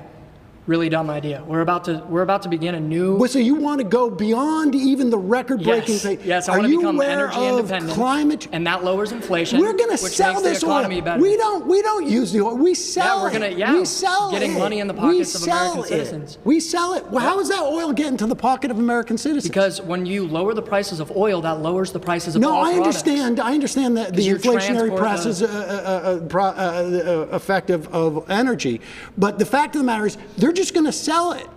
Yeah, we're going to sell it. Yeah, so we're going to. You want to produce even more oil than we are now. Yes. And you don't think climate change is going to impact? No. You don't believe in climate change? Well, that's a whole nother discussion, but no. Well, I mean, it's sort of the same discussion. Yeah, no, I believe that climate change is, well, there's obviously an element of climate change that is partially true, but lowering or Which part of it? Raising man-made raising temperatures by 1 to 2 degrees Celsius in the next 150 years isn't necessarily a detriment to society. Human beings You don't think so? He's like, yes, back in my home country, Dagestan, it's no problem. It rains, it's snow, not so much snow is good. I learned how to wrestle. It's very good. Now I wrestle outside. No more snow in mountain. In Dagestan, it's fine. A little bit. It's a little bit. 2.5 centigrade. Up there, high in the mountain, it's very cold. Lots of snow. No more snow after climate change. It's very good for me.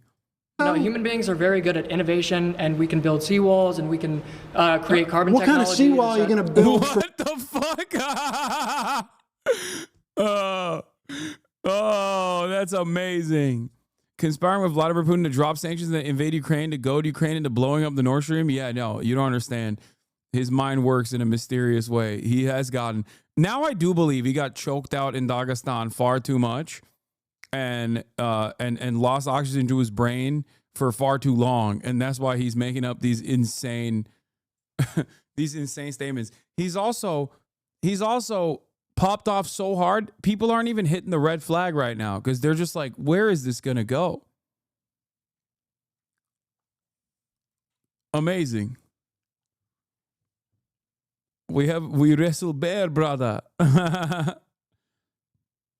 For Miami, what are you going to do about when we don't? When we get, I'm talking about the economy right now. Which, if we get back on topic. All right, guys. Sorry, time's up. I let you go. Yeah, no problem. Longer.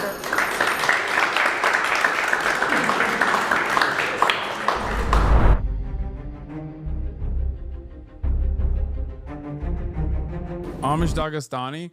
First, I thought it was Amish, but then he started talking about how Biden and Vladimir Putin were doing a grand conspiracy to invade Ukraine together. Then I was like, maybe he's Dagestani. I choose Ben because he let me lecture him about Social Security.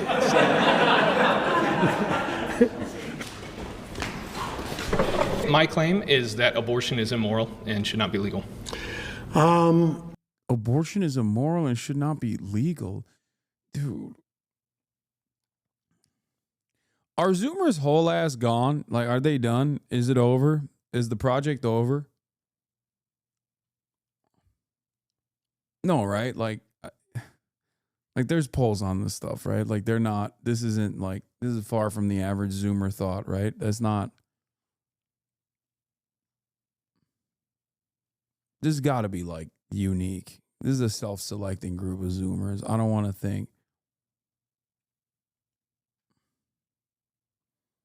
But that's a boring fact versus fiction debate. It requires nothing to back up its claim. It's free.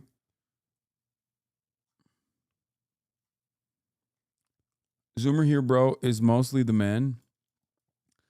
I think one day scientists will study what like the Andrew Tate style phenomena did to the mind of the average Zoomer man.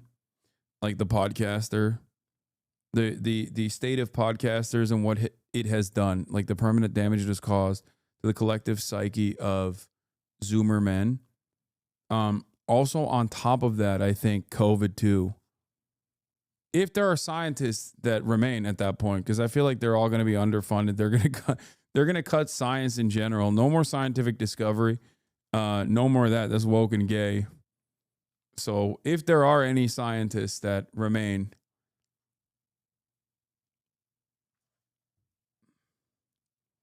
Joe Rogan, Andrew Tate, COVID. Yeah, it's podcasts, dude. I think podcasts have done like lead poisoning levels of damage to the minds of Zoomer men. Yeah, I disagree because largely because I think the primary rights that we have under a society should belong to the person, and I don't believe a fetus is a person. Okay, so that's very interesting. You don't believe the fetus is a person. When do you think that it gains personhood, in your opinion? Would you agree it's a human life, at least? Yeah, I guess. I don't care about this. I just think that like a philosophical debate about personhood is unproductive, especially when you're talking about the legislative agenda. Okay? Like that's not how legislation works. You can't, like, having a philosophical conversation about personhood is fine and dandy, but the moment that you actually let that philosophical conversation or disagreement set the legislative agenda for what people can and can't do to themselves in their own bodies, well, that's when we got problems. Okay? You can't, like, it's ridiculous. You don't know. I don't know. It doesn't matter. It's supposed to be about harm reduction. And obviously, making a woman carry a pregnancy to term is causing great harm to an existing human being with life experience, with loved ones and whatnot. It's a tremendous amount of harm that you're forcing upon the carrier. It's ridiculous. And the legislation that comes along with that, like the restrictions that come along with that, actually are incredibly consequential, incredibly damaging, because there's plenty of people that even this fucking dipshit would agree should be able to get a right, should be able to get an abortion, like medical intervention that is an absolute necessity. That's who was being harmed at the end of the day.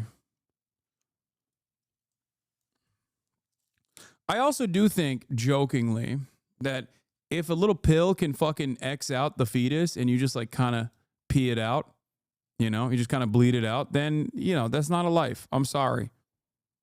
It's barely a life when it's outside of the fucking womb. You know what I mean? That's it. That's a weak ass baby.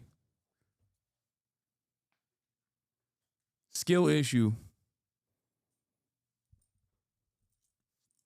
You know what I mean? Like, what are we talking about? You got a fucking no womb, no opinions, please and thank you. Okay, these are two dudes having a conversation about abortion, and a third dude that's also, you know, looking at the conversation that these two dudes are having. Everyone's a dude. Everyone's a dude. If you can eat a pill, by the way, someone said good Stav joke, and that's crazy to say because the whole eating a pill and pissing out the baby is like a thing that I've been saying for years. Okay, that's not a Stavros joke. You probably haven't been here for long enough to hear me say this.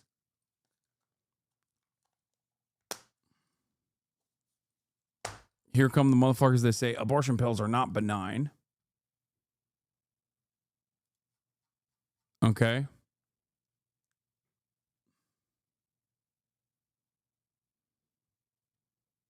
There are definitely pills you can take that would one-shot you, though. Nah, I'm built different. Fuck no. Bro's never heard of cyanide? Nah, I can survive it. I mean, a cyanide pill can also take you out a person, so your argument makes no sense. Okay, eat a fucking abortion pill. Will it kill you? No. My point proven. Yes, there's obviously poison pills like cyanide that could fucking kill the average person, but we're not talking about that. We're talking about a pill that specifically causes something that is not a full fleshed out fucking human being to basically turn into dust inside of the womb. Okay. If you're like this big, if you're this fucking big, okay, and your carrier eats a pill and you're a clump of cells and you turn into a fucking a heavy flow period magically over the course of fucking 24 hours, then you weren't a human being. What the fuck are we talking about? I'm sorry. The comparison to cyanide pills are fucking stupid, okay? I will eat abortion pills for breakfast.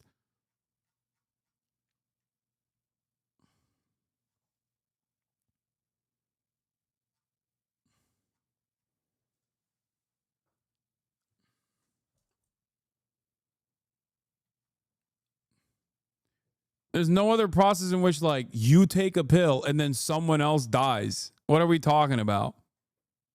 You're on a good point. Stop losing what you actually mean. Like, you imagine you just, yeah, I took a fish oil pill this morning and then someone next to me just fucking dies. Okay. It's crazy. Crazy.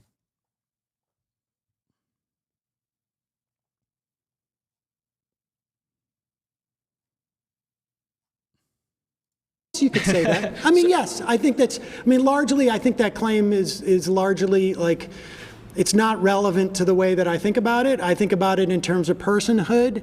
I mean, I think, like, you know, life exists all around us. And not human. Well, I mean, human life, but not like there's not human life in a tree. Correct. Right. Correct. Okay. So it's human life. It's human life. But it's not a person? It's not a person. At which point does it gain personhood and gain the value of being a human? Well, I think it becomes a person when it's born. Why? So 5 seconds prior, it's not born yet, not person. 5 seconds after exits the birth canal, person. Is there a magical? Yeah, I hate this. I hate that there's a magical distinction. Like, who cares, man? No. It just doesn't matter. This is not how we do legislation, okay? This is why the argument is so fucking dumb. Fuck it. I don't think it's a person after it's born, okay? How about that? How about that, bitch? What are you going to say about it? Dumbass baby can't make a sandwich. Dumbass baby can't hold a fucking conversation. Get the fuck out of here. Baby is not a person until like 5 or 6, okay? I don't want to hear no goo gaga ass bullshit either. How about that? Yeah, can't hold his dumbass head up. The hell, got a soft spot. Literally has a soft spot as a button, okay? All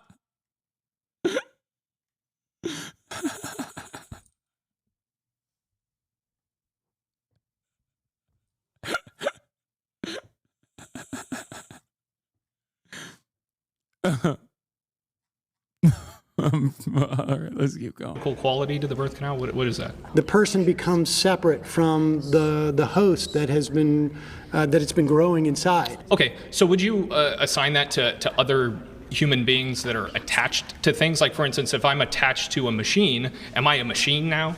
Am I part of that machine, or am I still a human life? I just need support in order to stay alive.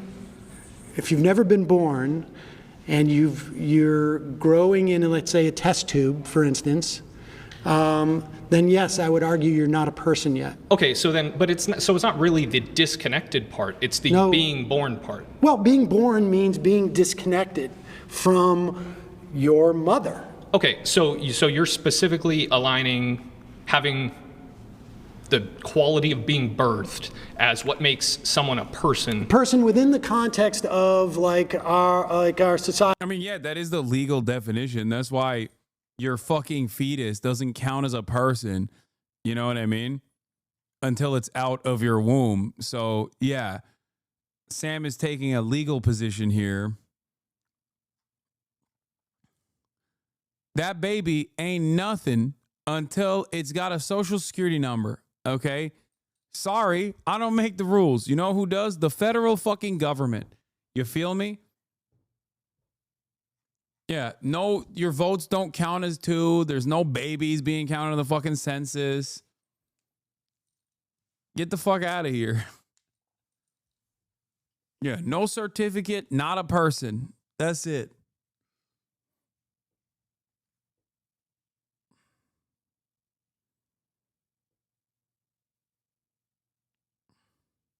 Sam Seder should say it's his belief based on Judaism. I know. You could kind of lock a lot of Republicans with that as a Jewish person. Low key. It's kind of a superpower in that regard. Society and civilization. So just in our society, you wouldn't say that objectively that's a person. You would say that we just decide that it's a person because it's a birth. Yeah, rights we give to persons. Yeah. Okay, so I guess that's an interesting kind of definition of what human life and specifically personhood Well, no, is. I don't. I'm conceding that it's human life, but that you're not a person until you're born, and you do not have the same rights that we would give. Look, we have rights about cruelty to animals, for instance. I mean, are legal arguments to define who's a person a good stance? No, we're just not really entertaining the philosophical concept of personhood, which is not necessarily definable. There is no consensus surrounding it, and that's not something that you can use to craft legislation. And because it's a wholly unproductive subject matter when you talk about the morality around abortion, but more importantly, the legality around abortion, that we like to have fun with the argument and make silly arguments. Because if you were to legislate around arbitrary designations that change from person to person, that there's no established consensus on, not even scientifically, then it would be completely fucking ridiculous. Okay? It would be just as, that person's argument around personhood is just as ridiculous as me saying a baby is not a person until it can fucking entertain me. Okay? It's just, the difference is a lot of people think that his position sounds a lot more reasonable. Neither of these positions, and his position is closer to reason than mine because I'm obviously joking, but report for hate speech. Can't report him for hate. Somehow his reports are getting denied. Fuck off, Hassan, you scumbag. Report for hate speech. Wow, we got a real abortion illegalizer in the chat. Just like spamming it. You know, when you say report for hate speech, that doesn't actually work, right? Like, I have to literally do hate speech, and you can't just like type it out. Also, why are you admitting that you're abusing the hate speech report tool in the chat?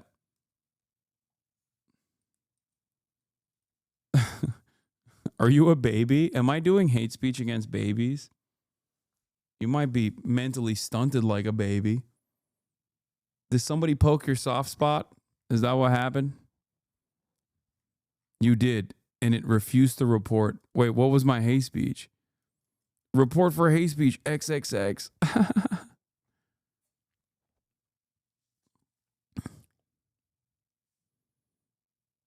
The only fun position is supporting recreational abortion at all stages of life. Agreed. But did that previous chatter understand my point? Which is that if you're advocating for the legality or illegality of abortions, then the conversation can't be centered around concepts such as personhood. Okay? It can't. You have to, that's not how legislation works. You have to look at harm and who's being harmed and how to mitigate said harm. And if you understand that the carrier is being harmed in every single case where a carrier is forced to carry a pregnancy to term, then yeah, you can't fucking make abortion illegal. It's ridiculous.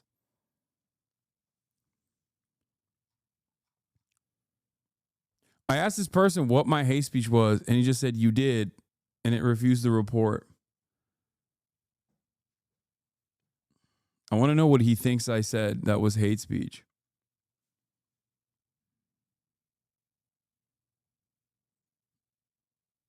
The scientific answer to this question, real heartbeat brain function is about 7th month of pregnancy.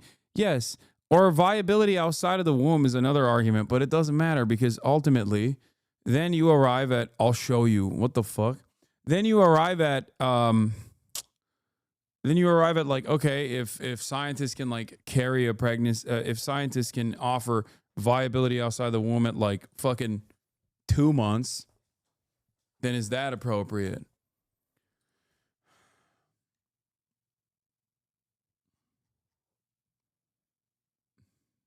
I'll show you.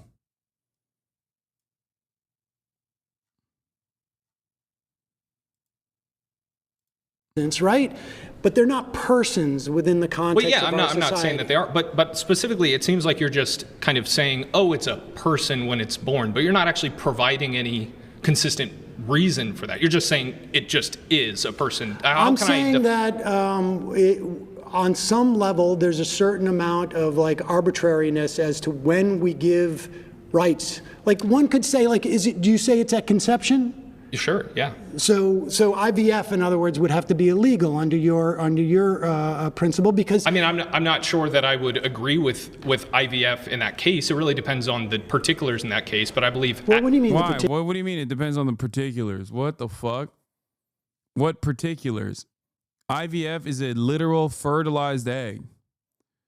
There's literally baby genocide happening inside of test tubes on a regular basis.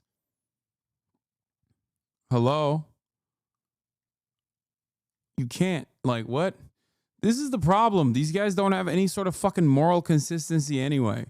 At least I admit, I'm like, I don't want a fucking person as a person. I don't give a shit. You know what I mean? I don't want like random women to have to carry pregnancies to term, because I understand that that process is sometimes deadly, you know? Why the fuck would you do that? If I could get pregnant, I would not want to fucking have the government restrict what I do in that situation. Like, it's that simple. It's literally basic empathy, you know? I just don't understand how so many people still are like, nah, you don't understand. It's immoral. You're doing murder. I was like, shut the fuck up, dude.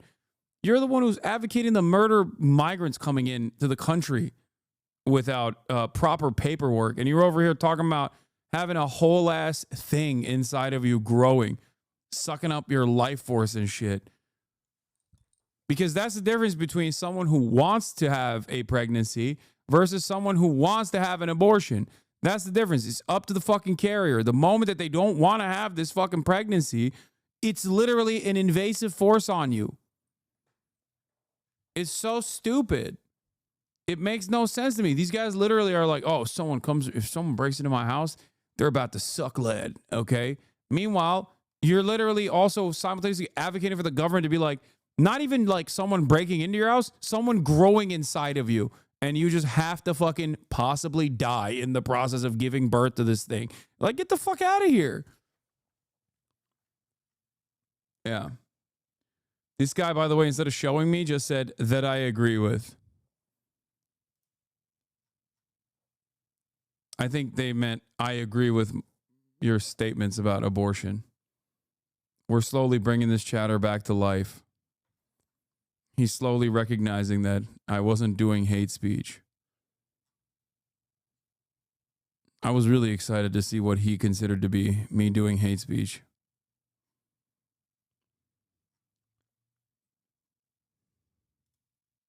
Well, so for instance, at conception, you would still be a human life, but that doesn't necessarily mean that the fertilized egg attached to the uterine wall. Is it human life for you, or what? It's human life, yeah. Okay, so human life should be protected. Yes. Okay, so IVF. Yeah, I would say that. So IVF should be illegal under your rubric. No. So they're human lives, correct? The IVF is when the egg and the sperm in that and then they're supplanted. Yes. Is it when is it human life?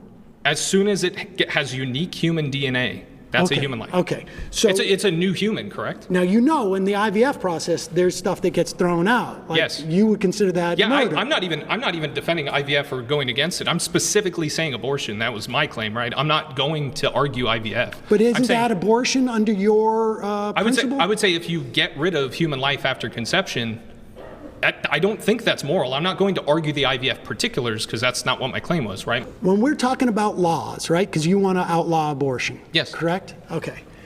When we're talking about laws, it's not just morality when we form public policy around and create laws. Not just, but it should be moral, correct? Well, I mean, I think like your definition of what constitutes moral and mine are different. For instance, I would prefer, in a perfect world, not to have abortion on demand until, up until birth, right? Sure. In a perfect world. However, we know in practice that when you start to restrict things, like say, only in the threat of life to the woman, let's say, that's the only way we're going to allow abortions, right?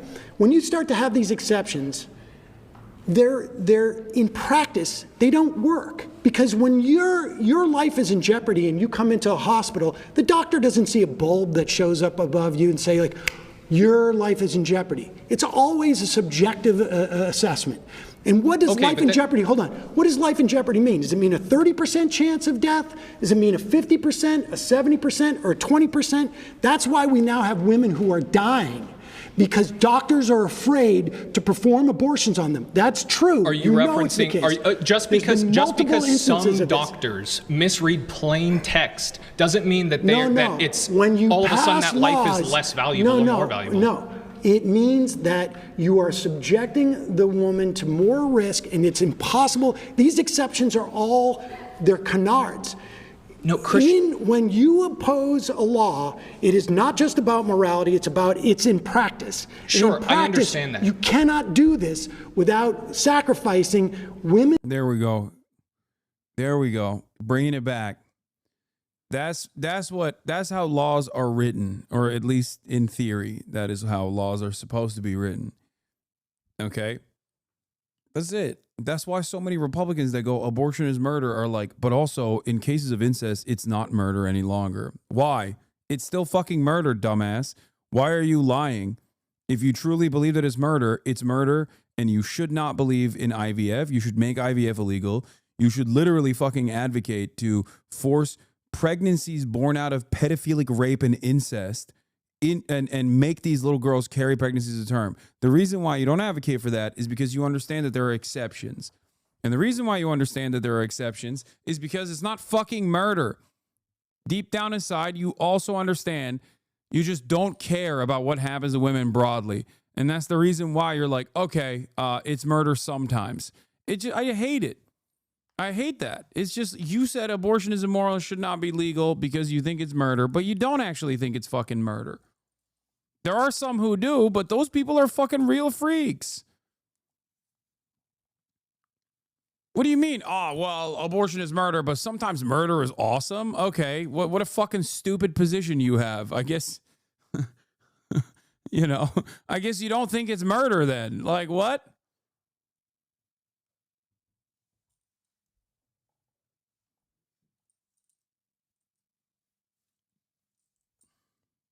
This is why, considering the actual like financial restrictions and the medical restrictions and the medical intervention necessary for third trimester abortions, that is a self-selecting group of people who actually were trying to carry a pregnancy to fucking term and had to get medical intervention that's necessary, which is why even the conversation around late-term abortions is a fucking red herring.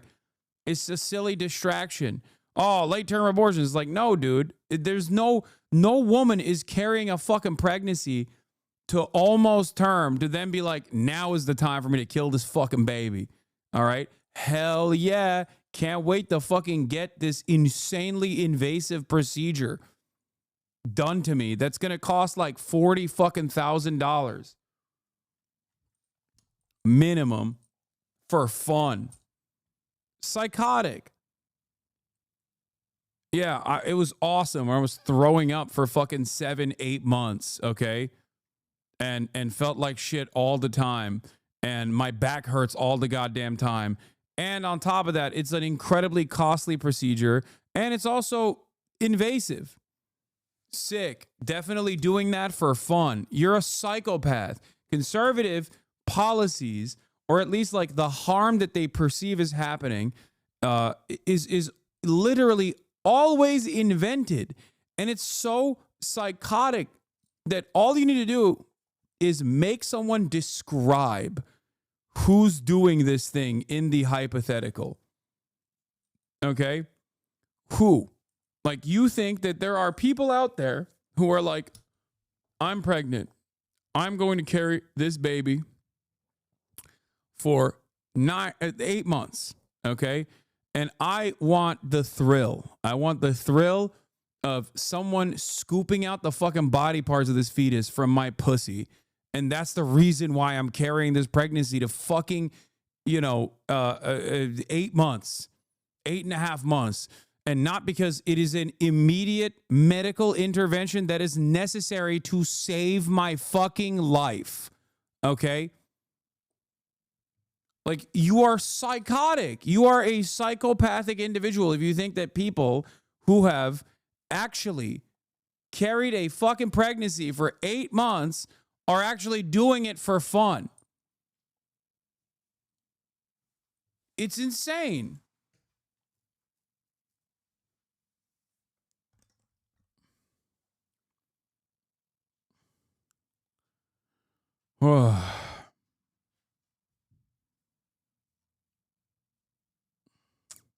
Women's lives because what about of your the unborn morality. children, though? Because let's go back to your born Unborn thing. children so let's say are not persons, you have a 9-month. and the mother has more rights, in my mind, than the unborn child. Yeah, that's a claim that you can make. But so a 9-month birthed child, or just 9 months and just now born, it's a newborn baby. A 5-month could be emergency C-section and could be birthed, right? Let's say they don't do that. What's the difference between the arbitrary choice of taking that child out of the womb at 6 months or 5 months? Why don't we take all children what out I'm saying, at 5 months? what I'm saying is that the personhood just because of birth runs into a problem where it starts to say, all right, guys. Well, my dad would say it's because the woman is being irresponsible. What is your dad saying? What, like, that doesn't, so your dad, honest to God, is like, no, a woman is such a dumb broad. This woman, this hypothetical woman, is such a dumb broad and so vicious that they literally fuck their body up for 8 months just to all of a sudden remember that they're pregnant. Like, what is the argument there? It just doesn't make sense. Do you understand? Third trimester abortions are incredibly fucking rare, and the only reason as to why it happens is due to a medical necessity. Okay? Some kind of, first of all, there's no place where, even when they say no exception, third trimester abortions, okay, because there are some states where they say there are no exceptions. Like, you can get a third trimester abortion. Okay? Those people are still locked out of that process when those people are still locked out of that process due to the financial and medically invasive procedure of getting a fucking abortion. Okay? No one is actually doing that unless there is severe harm to the carrier. There's no reason to try and legislate that by being like, nah, it's actually illegal until there's a medical necessity. Because in the process of legislating third trimester abortions, okay, we're not even talking about fucking, second trimester or, the first trimester where like 90% of abortions happen anyway, where you take a pill, boom, okay, heavy flow period, it's dead, okay? This is not a real thing, okay? It's this fucking big. Get the fuck out of here. But like, if you're talking about legislating third trimester abortions, for example, you are creating unnecessary paperwork and unnecessary hurdles for doctors to fucking clear, okay? And in the process of clearing these unnecessary hurdles, doctors are sometimes going to refuse to do an abortion on someone who needed it. And in the process, the carrier is going to fucking die. Now the kid is dead and the carrier is dead. Good job. That's how it works. So in order for random people to not fall through the cracks, I say there's really no reason to try and legislate this shit. It's just you're only doing it to make yourself feel better. Like you're actually stopping something that is not actually happening. And in the process, because you've invented a problem in your mind, and now you made it everybody else's issue.